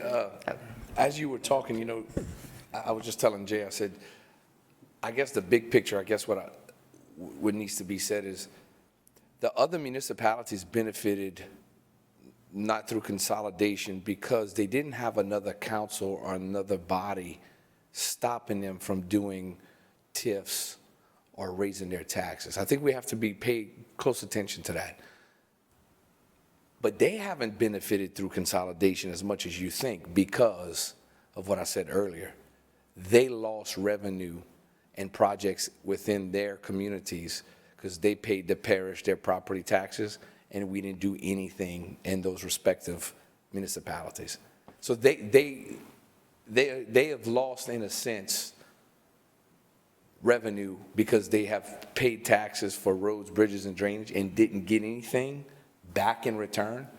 So as much as we say they benefited, I think they benefited because they didn't have another council, a mayor, president, basically wearing two hats, deciding how they're going to grow or deciding, do we want to tax ourselves for a brand new park in Youngsville? You know, they didn't have another government tied to each other. The city of Lafayette has had the parish tied by the hip. And that's exactly what I meant by. Absolutely. That's exactly what I meant by they have benefited. Right. From that standpoint. But in the same breath. By having Correct. by having a CEO, if you will, that's able to focus solely on the needs. That's right. Of Youngsville, Broussard, Scott, Crow, whatever the case may be. Absolutely. You're correct. And the city of Lafayette hasn't had that. That's correct. And the municipalities have lost. So in other words, the consolidation, like you just said about Mr. Ed, it really has not panned out with the hopes and dreams of it being because of the fact that the municipalities are paying the same taxes we're paying, but the only two governments that are utilizing those funds for drainage, roads, and bridges is the city of Lafayette and the unincorporated area. But yet everybody else is paying the same thing. So they've lost something through consolidation. City of Lafayette has lost the autonomy and the opportunity to do what they want to do because they've had somebody tied to the hip. So in retrospect, if Scott, Broussard, Youngsville, Dusson, Cancro all had to have this parish council tied to their council, I don't think they would. I don't think it would be successful. It wouldn't. You know. So it's just one of those things. I mean, so how do you fix it? Through consolidation, municipalities flourish because they didn't have another government tied to them, but they have annexed. City of Lafayette, through consolidation, did their fair share of annexing. But nowhere near the level that Right. the other municipalities have. Right, but the grand scheme of it all is who, through consolidation, has truly suffered the most? The parish. $50,000 general fund. Everybody outside of the unincorporated area has taken and annexed, which is the right to do. They have their right. So again, if we want the autonomy for the city of Lafayette. We want to let the city of Lafayette flourish like the rest of the municipalities and not have a parish government tied to them. The question has to be, how do you get the parish 100% on its own so then the parish can flourish and have their own person go after deals in the parish without being tied to the city, without being tied to the other municipalities? I mean, really and truly, that's where it comes down to, is how you gonna, everybody has taken from the parish, and we've never gotten anything back in return. So, goes back to Jay's point too. If you have a plan, how do we get the parish on its own so that they can Well, go there? and that's why I say when that conversation is held, Right. everybody needs to have a seat at the table. Absolutely. Absolutely. Not just the city of Lafayette and the parish. I do know in the past, Joey, I think Jay, you can correct me, they were getting with the municipalities to try to do an annexation map. Right. You know, and okay, you can go here, you can go there, and, you know, the thought of, well, the way to fix it is just have everybody annex the unincorporated area. Problem with that is, then every one of those municipalities has to beef up their police department, has to increase the fire department. Roads, drainage. Bridges. So then those people are gonna be paying, I mean, it's just, it's not an easy fix. I don't think you can just annex the whole unincorporated area and it goes away. I mean. I do have one point of interest. When Conrad Como spoke to us, he mentioned that historically, he served on the parish council before he was tax assessor. He said historically, those monies, the millages that were raised, they always went to the unincorporated areas. He said that anecdotally. I don't have a budget that shows that, so I don't know if it was pre-consolidation. That was the impression I got. We could clarify it with him, but your point is so well taken, that we all pay parish taxes, but yet it's not enough to cover the needs of our parish. And so the cities have been able to operate on their own, and they have successfully implemented TIF districts. Right. They've raised taxes. They tax the GBs to get great parks. Yeah. You know, I've watched with interest what our surrounding towns within Lafayette have done, because they let their own people vote, and the people of Karen Crow, let's say, could decide whether or not, well, I'm willing to pay more. Right. Yeah, I don't mind paying more at Walmart, because I'm getting the new rec center, I'm getting better drainage. Same then- thing with Youngsville, Broussard. So they have had autonomy. Yeah. Even though your point is well taken, they're not getting the benefits of being a parish member Right. in most cases. And let's say the parish council wants to do more drainage projects, and you raise the parish millage on drainage. How are you going to get Broussard, Scott, Youngsville, and Carrickrow people to vote to raise their taxes when they don't get any projects right now? We have to get him at the table and let You Mr. got Broussard it. do You, his that's, to his point. presentation. You're going to have, and we tried that. We did a big thing at the Light Center, and we brought everybody there, a seat at the table to say, how do y'all want to fix this? Before the Charter Commission was even brought, we tried to give this parish and community almost 9 months of town hall meetings, the Light Center, showed them all where we were at, showed them exactly what we're talking about here. And we could not get one plan on how do you fix the parish's falls. And I think that begs the bigger question, and that is, what incentive do they have to come to the table Right, when they are pretty much doing their own thing? right. What incentive do they have to come to the table to participate and be a part of that discussion?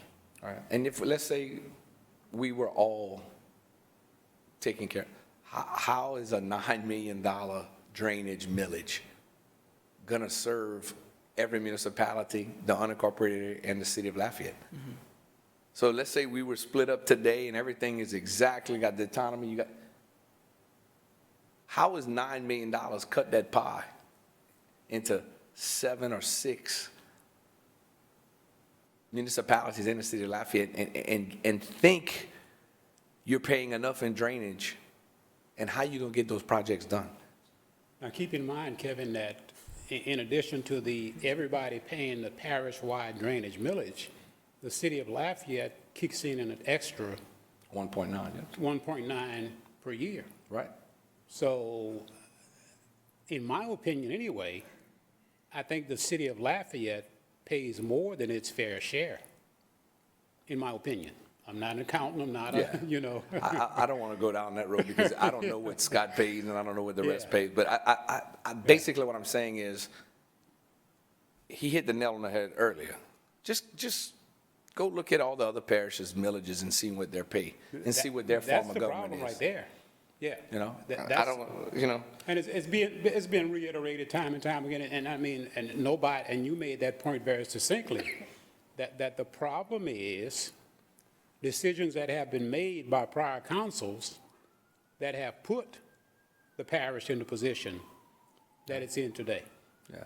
And here's the deal. There's no blame to go around. It's not blaming the municipalities and every. We are in this situation because law and you were able to annex, you were able to flourish. You know, this is not about pointing a finger at anybody and saying, oh, we're in this bond because you did this and you did that. No, we know where we at. We know where you want to go.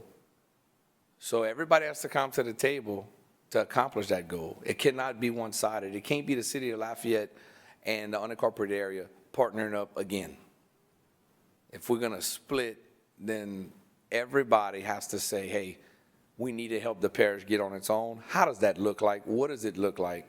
And are we truly paying enough to have the services we're having? So what happened when you have to close rec centers or you have to make a change here and make a change there? You saw how everybody gets in an uproar, you know? Right. You can't, it's tough. But you know what? I'm glad y'all there. Thank you. I'm We have not- a I don't wanna be question a part from of that. Mark Pope. So, thanks. So Glenn, thank you. You're doing a great job. And thanks for coming to see us. But I got a question for this man because I got to pick his memory. So I understand what you're saying, Kevin. To me, Roads and Bridges Fund is a little bit different. If you could, please, I want you to flash back to Joel Robideau. Mayor Ken Ritter of Youngsville came to the government and said, I'm working on a coulee. I need your help.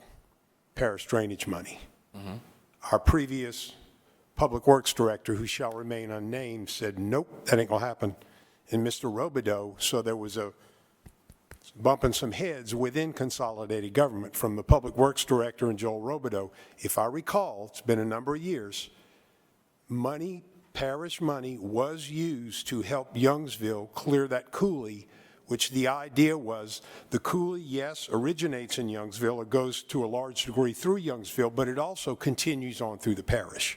That parish drainage money was spent on that project that Joel Robideau, Mayor President, agreed we will spend the parish money inside of Youngsville. Do you recall that? I recall that intergovernmental agreement being done. Now, whether it came out the drainage millage fund, I don't know, or if it came out of the general fund, that I do not know. But I can tell you, we have spent money within the city of Lafayette and other municipalities. I have no doubt in my mind. We have done intergovernmental agreements. We've tried, you know, to try to be a good neighbor, to be a good partner. You know, it says you're not supposed to do it, but in some cases, you know, through law and being a coulee runs through part of the parish, part of the municipality. We have done joint drainage work before using parish dollars. Okay. I would think we have done that. Yeah. But Youngsville's point was for what they're paying the parish for their share of drainage money, they were asking for very little, you know. Stuart Bro. This is more of a comment, and I welcome y'all's thoughts on this, but I think Jan touched on something, and that the net, or Councilwoman Cook also touched on. You know, her remarks focus a lot on just the lack of clarity. We don't understand what's going on. We got multiple, you know, we've got a mayor president who wears two hats. We had a consolidated council. Now we have two councils. You have people in the parish that think they don't get a fair share. And you get the people in the city that think they don't have a fair share. So of course there's not going to be trust in government. Whereas if you're in Carencro, if you're in Scott, if you're in Youngsville, and you are in a smaller community and you have direct representation, and you don't have that extra governmental body that you're tied to the hip with, you trust it a lot more because you can understand what's going on. And so I think that people look at consolidated government, they see a behemoth that they can't describe how it works. And so there's no interest in paying for the fire protection in the parish, passing that tax, or paying for the courthouse complex or the jail. And so I think that's something that we need to consider as a committee, just the impact that it has on our mindset as citizens of both the city and the parish, to really have a government that is accountable. You have to understand it. And so just my thoughts. And I got to say, Ms. Nanette's would hit everything she said. I agree with. The budget process was a nightmare. Moving forward, we were thinking, okay, we were going to focus on parish issues. You're going to focus on city issue. But when it came down to the budget, it was like handcuffed, and it was confusing. And it was like, well, why we got to vote on this when, to answer the question, why is 80-20 is because if you don't do 80-20, you bankrupt the parish. I think the allocation of numbers are simply based because the parish it's 80-20 because the parish can only afford to pay 20%. It's my opinion. I could be wrong, but I think a lot of those allocations are basically are there because you can't go 50-50. You don't get a budget that shows you, here's the taxes that came in and here's our expenses, like just a brief one-paragraph memo? Because it's so confusing, and that's the thing that people don't understand. It's not a clear-cut budget. I mean, I've been here 8 years, and I still have to go through it and ask 50 million questions. So I'm like, I'm looking at the line item, and it shows this, but the allocation process is already built into it. There's no way to say, okay, this is 100% City of Lafayette operation. Boom, here's why is it 80-20? That's what we've been trying to get to. And it's 80-20 because I think it's only what the parish can afford to pay. And if it's not 80-20, then it's taking something down. I think that point was made perfectly clear, that's the only rationale for it. That's the way I understand it. And I think That Ms. point was Nanette, made perfectly clear. I think he's, right on the money. So, I mean, I feel for Pat. I feel for them because I know what they want to do for their constituents. And, as a councilman, I've always tried, if it is an 80-20 decision, I've tried to tell my fellow parish council members, hey, stop making it an issue. They represent the city. They put in 80% of the pot in it. If their wishes are to do with that, we need to let them do with that, But, yeah, I think somebody needs to find out at the bottom line is, what does it look like 50-50? And if they say, well, you can't do it because it bankrupts. Okay, well, what bankrupts? What are we closing in the parish? We closing the library? Or what are we closing the park? I mean, or, what does that number look like? Because you're going to have to find out what is the number to make the parish whole, where they can pay 100% of what a parish function is. You can't get that today. And that's part of the problem, that conversation has never been held. And it goes back to what Conrad said, that we just keep kicking the can down the road. And the problem just gets worse and worse with every passing year. Yeah, I think the goal is to find out what that looks like. That would be my opinion if I was in your seat. I want to know what that number looks like if we deconsolidate and we give the city its opportunity to have its own mayor, its own police chief, and have their hands untied. What does that number look like? What is the deficit on the parish side? Are we talking 5 million? Are we talking 10 million? Are you talking 20 million? What does that look like? Until we know what that looks like, we're never going to get a true understanding of what the cost is to both parties, I know in Darrell's last budget, it was like 6 million something that they showed. I don't know what the actual number was at If the that end was of the year. 6 back then, I guarantee you it's at least I'm sure those numbers probably vary 20, some. 12 or 20, Mark, you have a question? I want to ask all you three to use to go on your memory. Nanette made a point. I wanted to let her get back to school.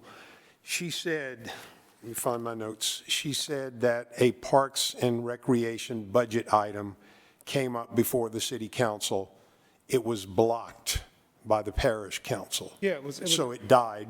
Can you recall the issue, Glenn? Yes, I can. It was actually a resolution that Liz and Nanette were putting forward. Right. I forget the I exact. was the chairman, I couldn't get a motion in a I second. forget the exact content of it. So basically, it was on a joint agenda. And in order for it to pass, it needed a motion and a second on both the city side and the parish side.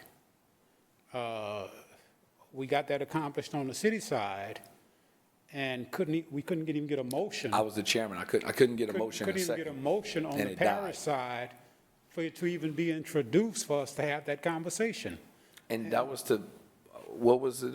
I don't remember the substance of the motion Pat, you remember? off the top of my head. It was it was a parking wreck, Yeah, it was. I just don't remember the substance of the motion.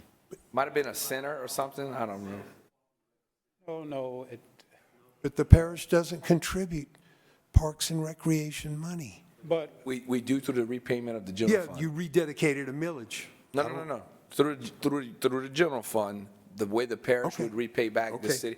That was the explanation Mr. Escott gave us, was the reason the parish council had to vote was because one of the repayments But it's like- the parish does is whatever money we have out the general fund, we would turn around and put it into in other words, because we were transferring money from the parish general fund and putting it into the Parks and Rec city fund, that tied us at the hip for that. And Kevin- Because we were reimbursing whatever portion we can. and what was the amount again? It was like less than 2%? Oh, yeah. Yeah. Well, less than 1.2% or something like that, whatever it That's was. what the attorneys were telling us, Yeah. and the reason why we had to have a motion and a second from the parish and a motion and a second from the city. I disagree with that for the simple fact that it was in the city of Lafayette. They pay a parish, they pay a tax for that. That department, that decision should have been solely on the city council of Lafayette. It should have never came to the parish.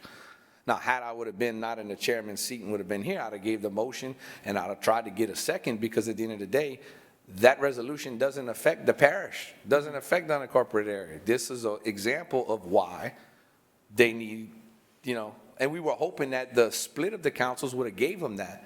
But then when it came down to budget, to Nanette's point, because the money's commingled and you have this allocation, if there's any dollar going into the city parks and recreation or the city whatever, the parish has a bite of the apple at the table.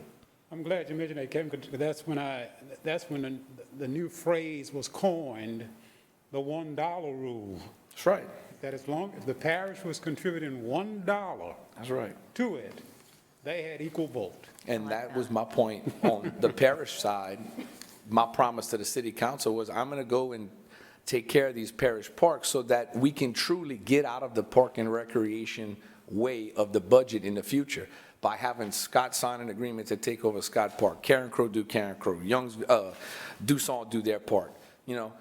That was my part to say after that happened is we should never be involved in a parks and rec vote at all as a parish council because it's solely funded by one side, So the only way we can fix it today in this point is the parish has to do what we just did. And we're trying. We're trying to get out of the city's way in areas where we can go and take care of that. But if we don't do what we just did, then this upcoming budget, we would be at the table again, joined by the hip.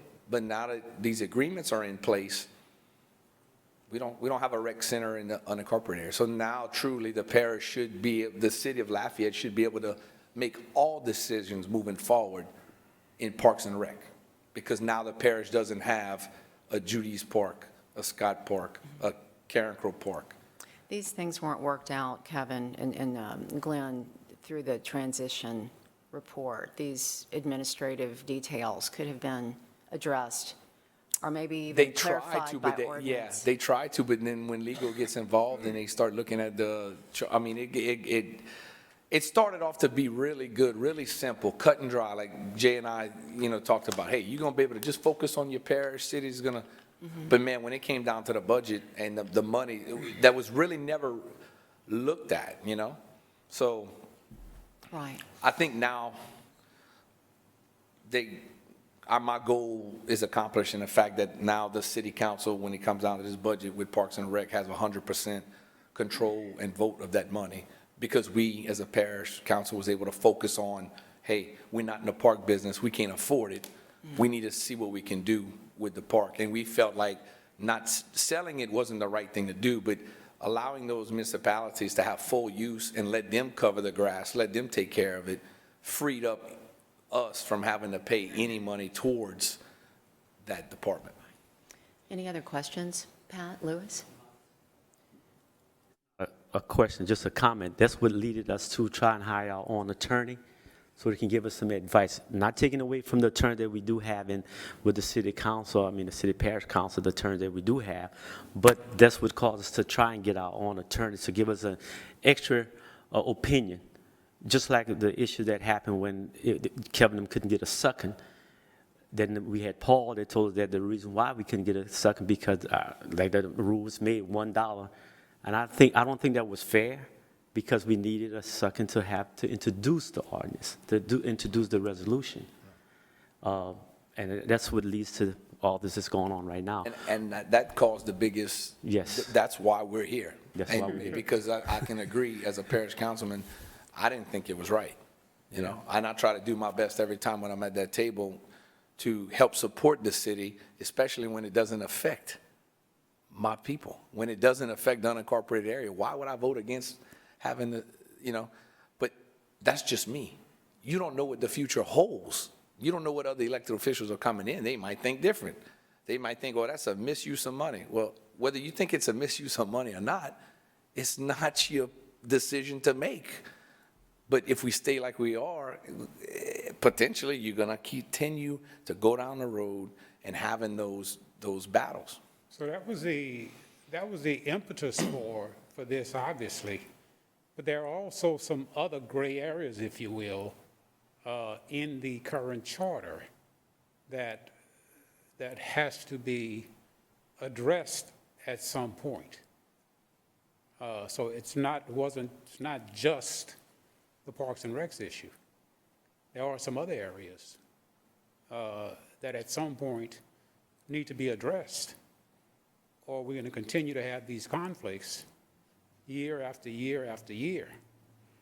And I've spoken to several members, and we've had the discussion about what was exactly the intent of the creation of the separate councils. And there's still a lot of unanswered questions. I think we know what the intent was, to give the city control over the city finances were the primary intent of it, I think. And it was also to show the public just how bad the parish was. Because when you're supposed to split that pie and you're supposed to have separate budgets,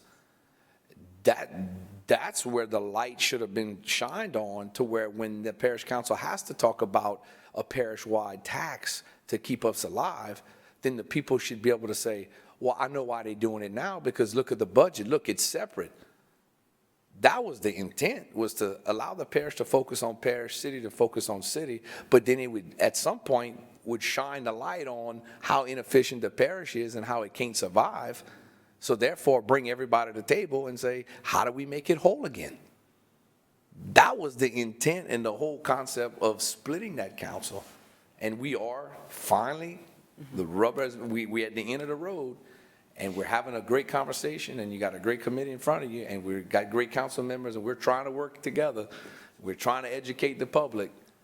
This consolidation had great promises at the beginning. It has not fared out to be what it's supposed to be.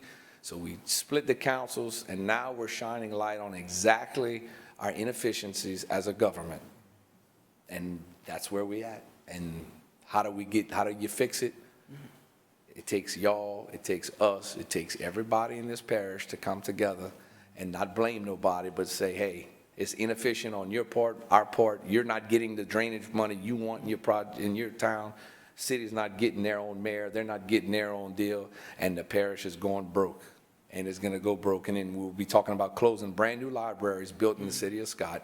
You're going to be talking about closing some other things down courthouse, maybe having Baton Rouge come run your courthouse, or you going to Baton Rouge to go pick up a birth certificate. I mean, that's not the sky's falling. It's already, it's done. We're at that point today. Regardless if it stays together or you fix it, something has to be done. You know who I want at my table? All those dance moms, when the Hyman Center was closed, you know? I want that kind of fervor for all of our departments, you know, for people to And realize where their tax monies are going. And that's another issue. You know, we dealing with the Parks and Recs issue, but I think that's another issue that needs to be addressed. You know, we rededicated the CREATE funds to go to rural fire protection, and now we have a discussion about another rededication From the public health matter side. to go to assist with rural fire protection. But at the same time, the residents of the unincorporated areas have voted down a tax for rural fire protection, what, twice? Once. Once they voted down. So, you know, so we still have some issues that need to be addressed. But I'm glad at least now we're having an honest conversation about exactly where we are and where we need to get to so that everybody will be happy and successful. I'll just close with, I want what's best for this parish, what's best for the community, what's best for our future of this parish, and how we can be more efficient and get things done and have the proper funding to continue services. And maybe let's talk about how we can improve our services moving forward. That's what I want. Whatever it turns out, we gotta have a plan before I can support anything, and we have to have everybody at the table. But I'm not against one thing and I'm not for one. I'm for the betterment of the whole. However we're gonna get there, we just have to get there. It's well said. Thank you both for being here with us today. I really appreciate your service.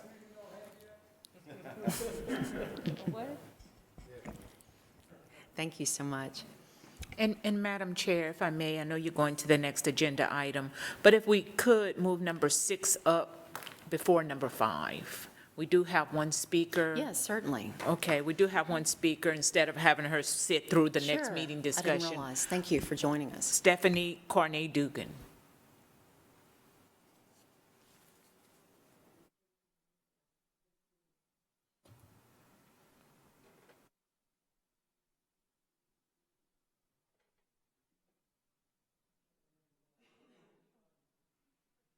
Thank you all. I just wanted to say a couple of things. As an attorney, we're taught in law school where we bill basically for 1/10 of an hour every 6 minutes, and you have to show what client you were working on and what you were doing. If you were on a telephone call, if you were doing research, whatever it is, that's what you're supposed to do. And you're supposed to keep track of it. And not to make light of this, but there's an app for that.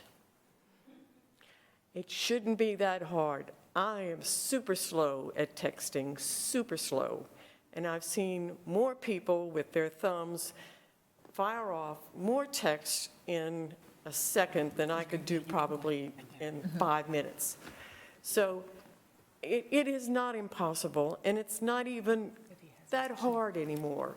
So I would recommend that the city might look into whatever app that is available and have them give you some sort of an idea as to who's working on what project for what entity for, I'll go with a 6-minute interval. That'd be fine. So you might consider that. I heard that quite often in some of the speeches. And I would encourage, as I have heard, that you ban the word split or divorce from your vocabulary, because that is so fearful. And again, as an attorney, we know that when a divorce or a split is happening and there are other people involved, it is quite emotional and it's quite unnerving. So I would be more apt to akin this to some sort of we decided to move in together. And it worked for a while, and we split our costs, and we were supposed to live in this grand house where everybody put in a little bit and got a whole heck of a lot more because we were all putting into the pot together. It didn't work out. Somebody wanted their own house, and they want to move out, and now the other roommates are not wild about this. But we have to have a plan. We can never move out. We can never go on our own without a plan. Everybody's parent encourages you to think about how much money it's going to cost because the insurance is there, the property tax is there. Every expense that you can name down the road is going to have to be paid. Before you think about going out on your own, consider that. Thank you for the time. I appreciate it. Today. Appreciate you. Right, so now as you've all been very patient. Thank you so much for hanging with this. I found this really fascinating today. I want to bring up the next meeting discussion items. I think you each got a list of, or was it just me, Veronica? Just you. Okay. Some of the topics that have been suggested for us are sales tax funds to see what is coming in for the city and what is coming in for the parish. And I know we got a handout today. I'm not sure if that's going to be sufficient, but we do have some of that information. One that I'm interested in is have the auditor, Burton Colder, present. Mark Pope had sent me an email yesterday, and I've reached out to, I think, one of the main auditors with Burton Colder, who's in the building a lot. And apparently Ms. Toop says that he is very up to speed on the budget, and that might be a good next speaker. We can move forward with other things, but I'd like to get your thoughts on that. Either that or the consultants for the allocation schedule. But it seems like some of us know that we have all these different allocation schedules, but some of the budget issues are really what keeps on trickling to the surface. Would you guys be okay moving forward, trying to get one of the auditors from the Burton Colder firm to come be available? And what we can do also is to have some questions ahead of time that we could work on with the Finance Committee and the committee members to where we don't just blindside somebody, but have them know what we're looking for. May I have a motion that or would you like to say something? We don't need a motion. We could just. Okay.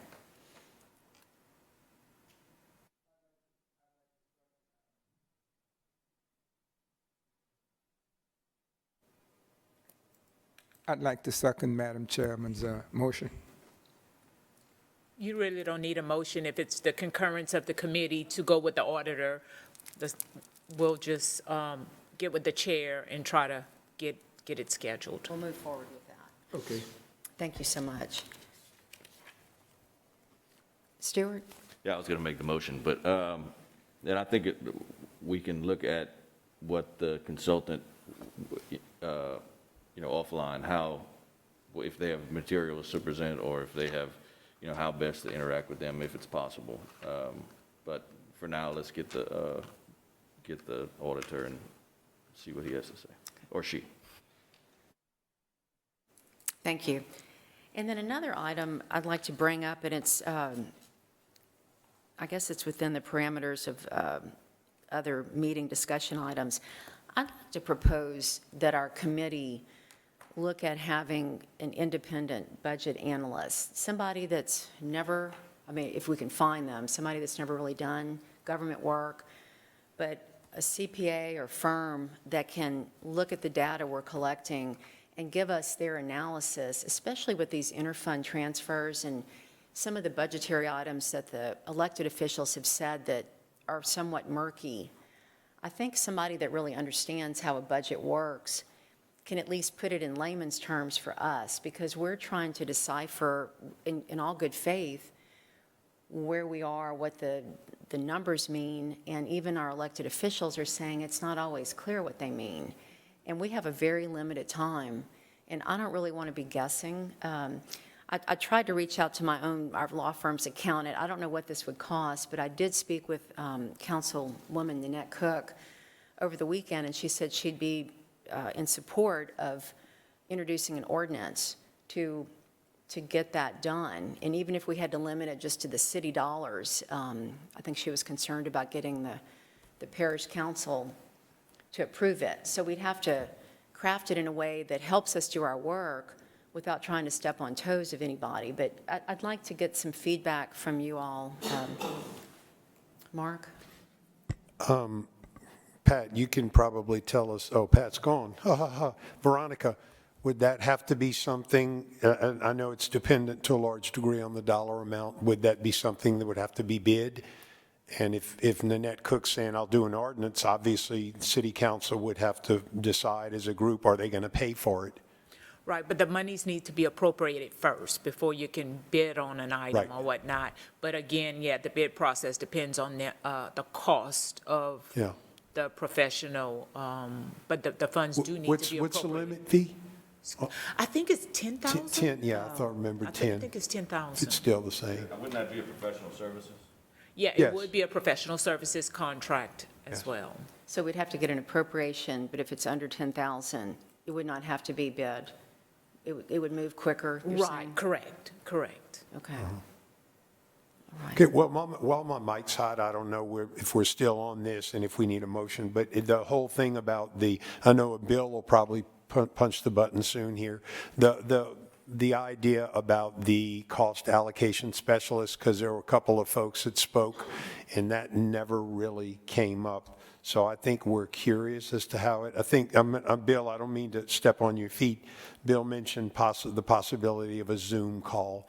I don't know if that would be possible here in the council room, to have a Zoom call with the cost allocation specialist out of New York. Oh, yeah, we would have to see. We could check on it. Okay. And see if it's feasible. Okay, thank you. And you're talking about the subcommittee or the entire committee? It would be the entire committee, right? Oh, yeah, okay.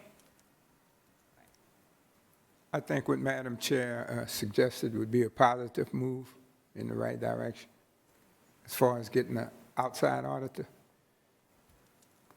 I mean,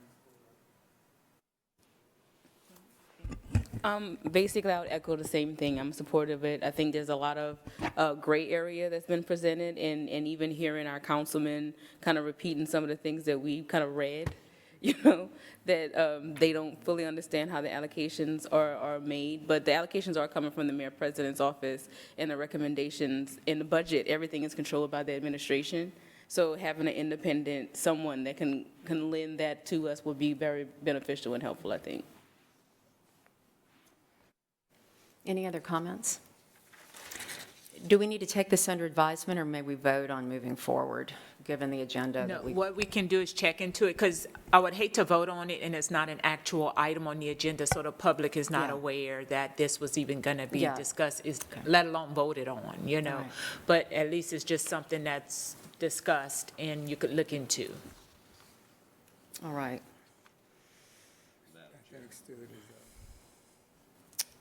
I'm not even sure that we would need to vote on this. I mean, I think if you could report to Councilwoman Cook or whoever that this is something we're interested in, I don't think that the council needs us to take action for itself to take action.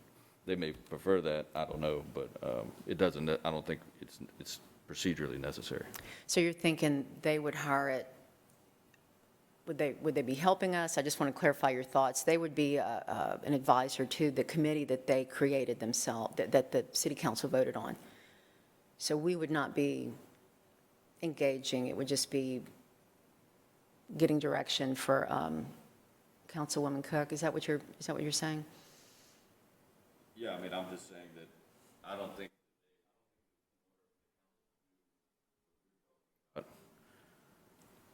that they need us to formally vote Right. as a committee. That they Right, could do correct. that and say, we want to go ahead and hire this for Right. the Protect the City Committee. Correct, that's correct. Help us, if you would, Veronica, because it's going to have to go through somewhat of a procedure. So if if today or tomorrow we get the ball kicked and get the ball in motion, it's still got to go through a procedure, right, of the ordinance. Ordinance comes before the council, introduction, and then. Yes, it would have to, the next available meeting agenda would be May 18th. I mean, and they could literally, but, get it done by then because our next meeting is May 4th, but the deadlines have come and gone for that, to put an item on that May 4th agenda. So the next available meeting agenda would be May 18th. It would be what is called introduced and then advertised, like the council will consider this, and then 2 weeks later, they vote on it, or the first meeting in Tuesday, if there are 5 Tuesdays in that month. But after May 18th, whatever's the first meeting in June, I think it's June 2nd or something, June 1st, he says, June 1st. So it would be adopted June 1st, or considered for adoption June 1st. And that's if it doesn't have to be a joint item, but it could be just a city item. Okay. Yeah. Yeah, that's fine. I think we need it as soon as we can get it. I mean, a special meeting can always be called. Make sure you do that on the city and You don't want avoid to a pay for joint. it? It's not that I don't want to pay for it. To get it where you need to get, my advice would be The city. make it a city. That's what I thought, tracking city funds, city taxes, city millages. No, I was just talking about your Ordinance. ordinance. Oh, the ordinance, yes. The yeah. ordinance. Whatever you got to do, you want to do it where it doesn't have to have the parish. It's a If it comes to the language. parish, I'm going to support it, but there might be concerns from other council members, well, why is the parish wanting to use that money to track city stuff when we're not the one that has the committee? Just I understand. to her point, to avoid having that joint meeting. Thank you. Is there any other business? Okay, this is the first time I'm using this. Okay. Meeting adjourned. All right. Still at 2.5 hours.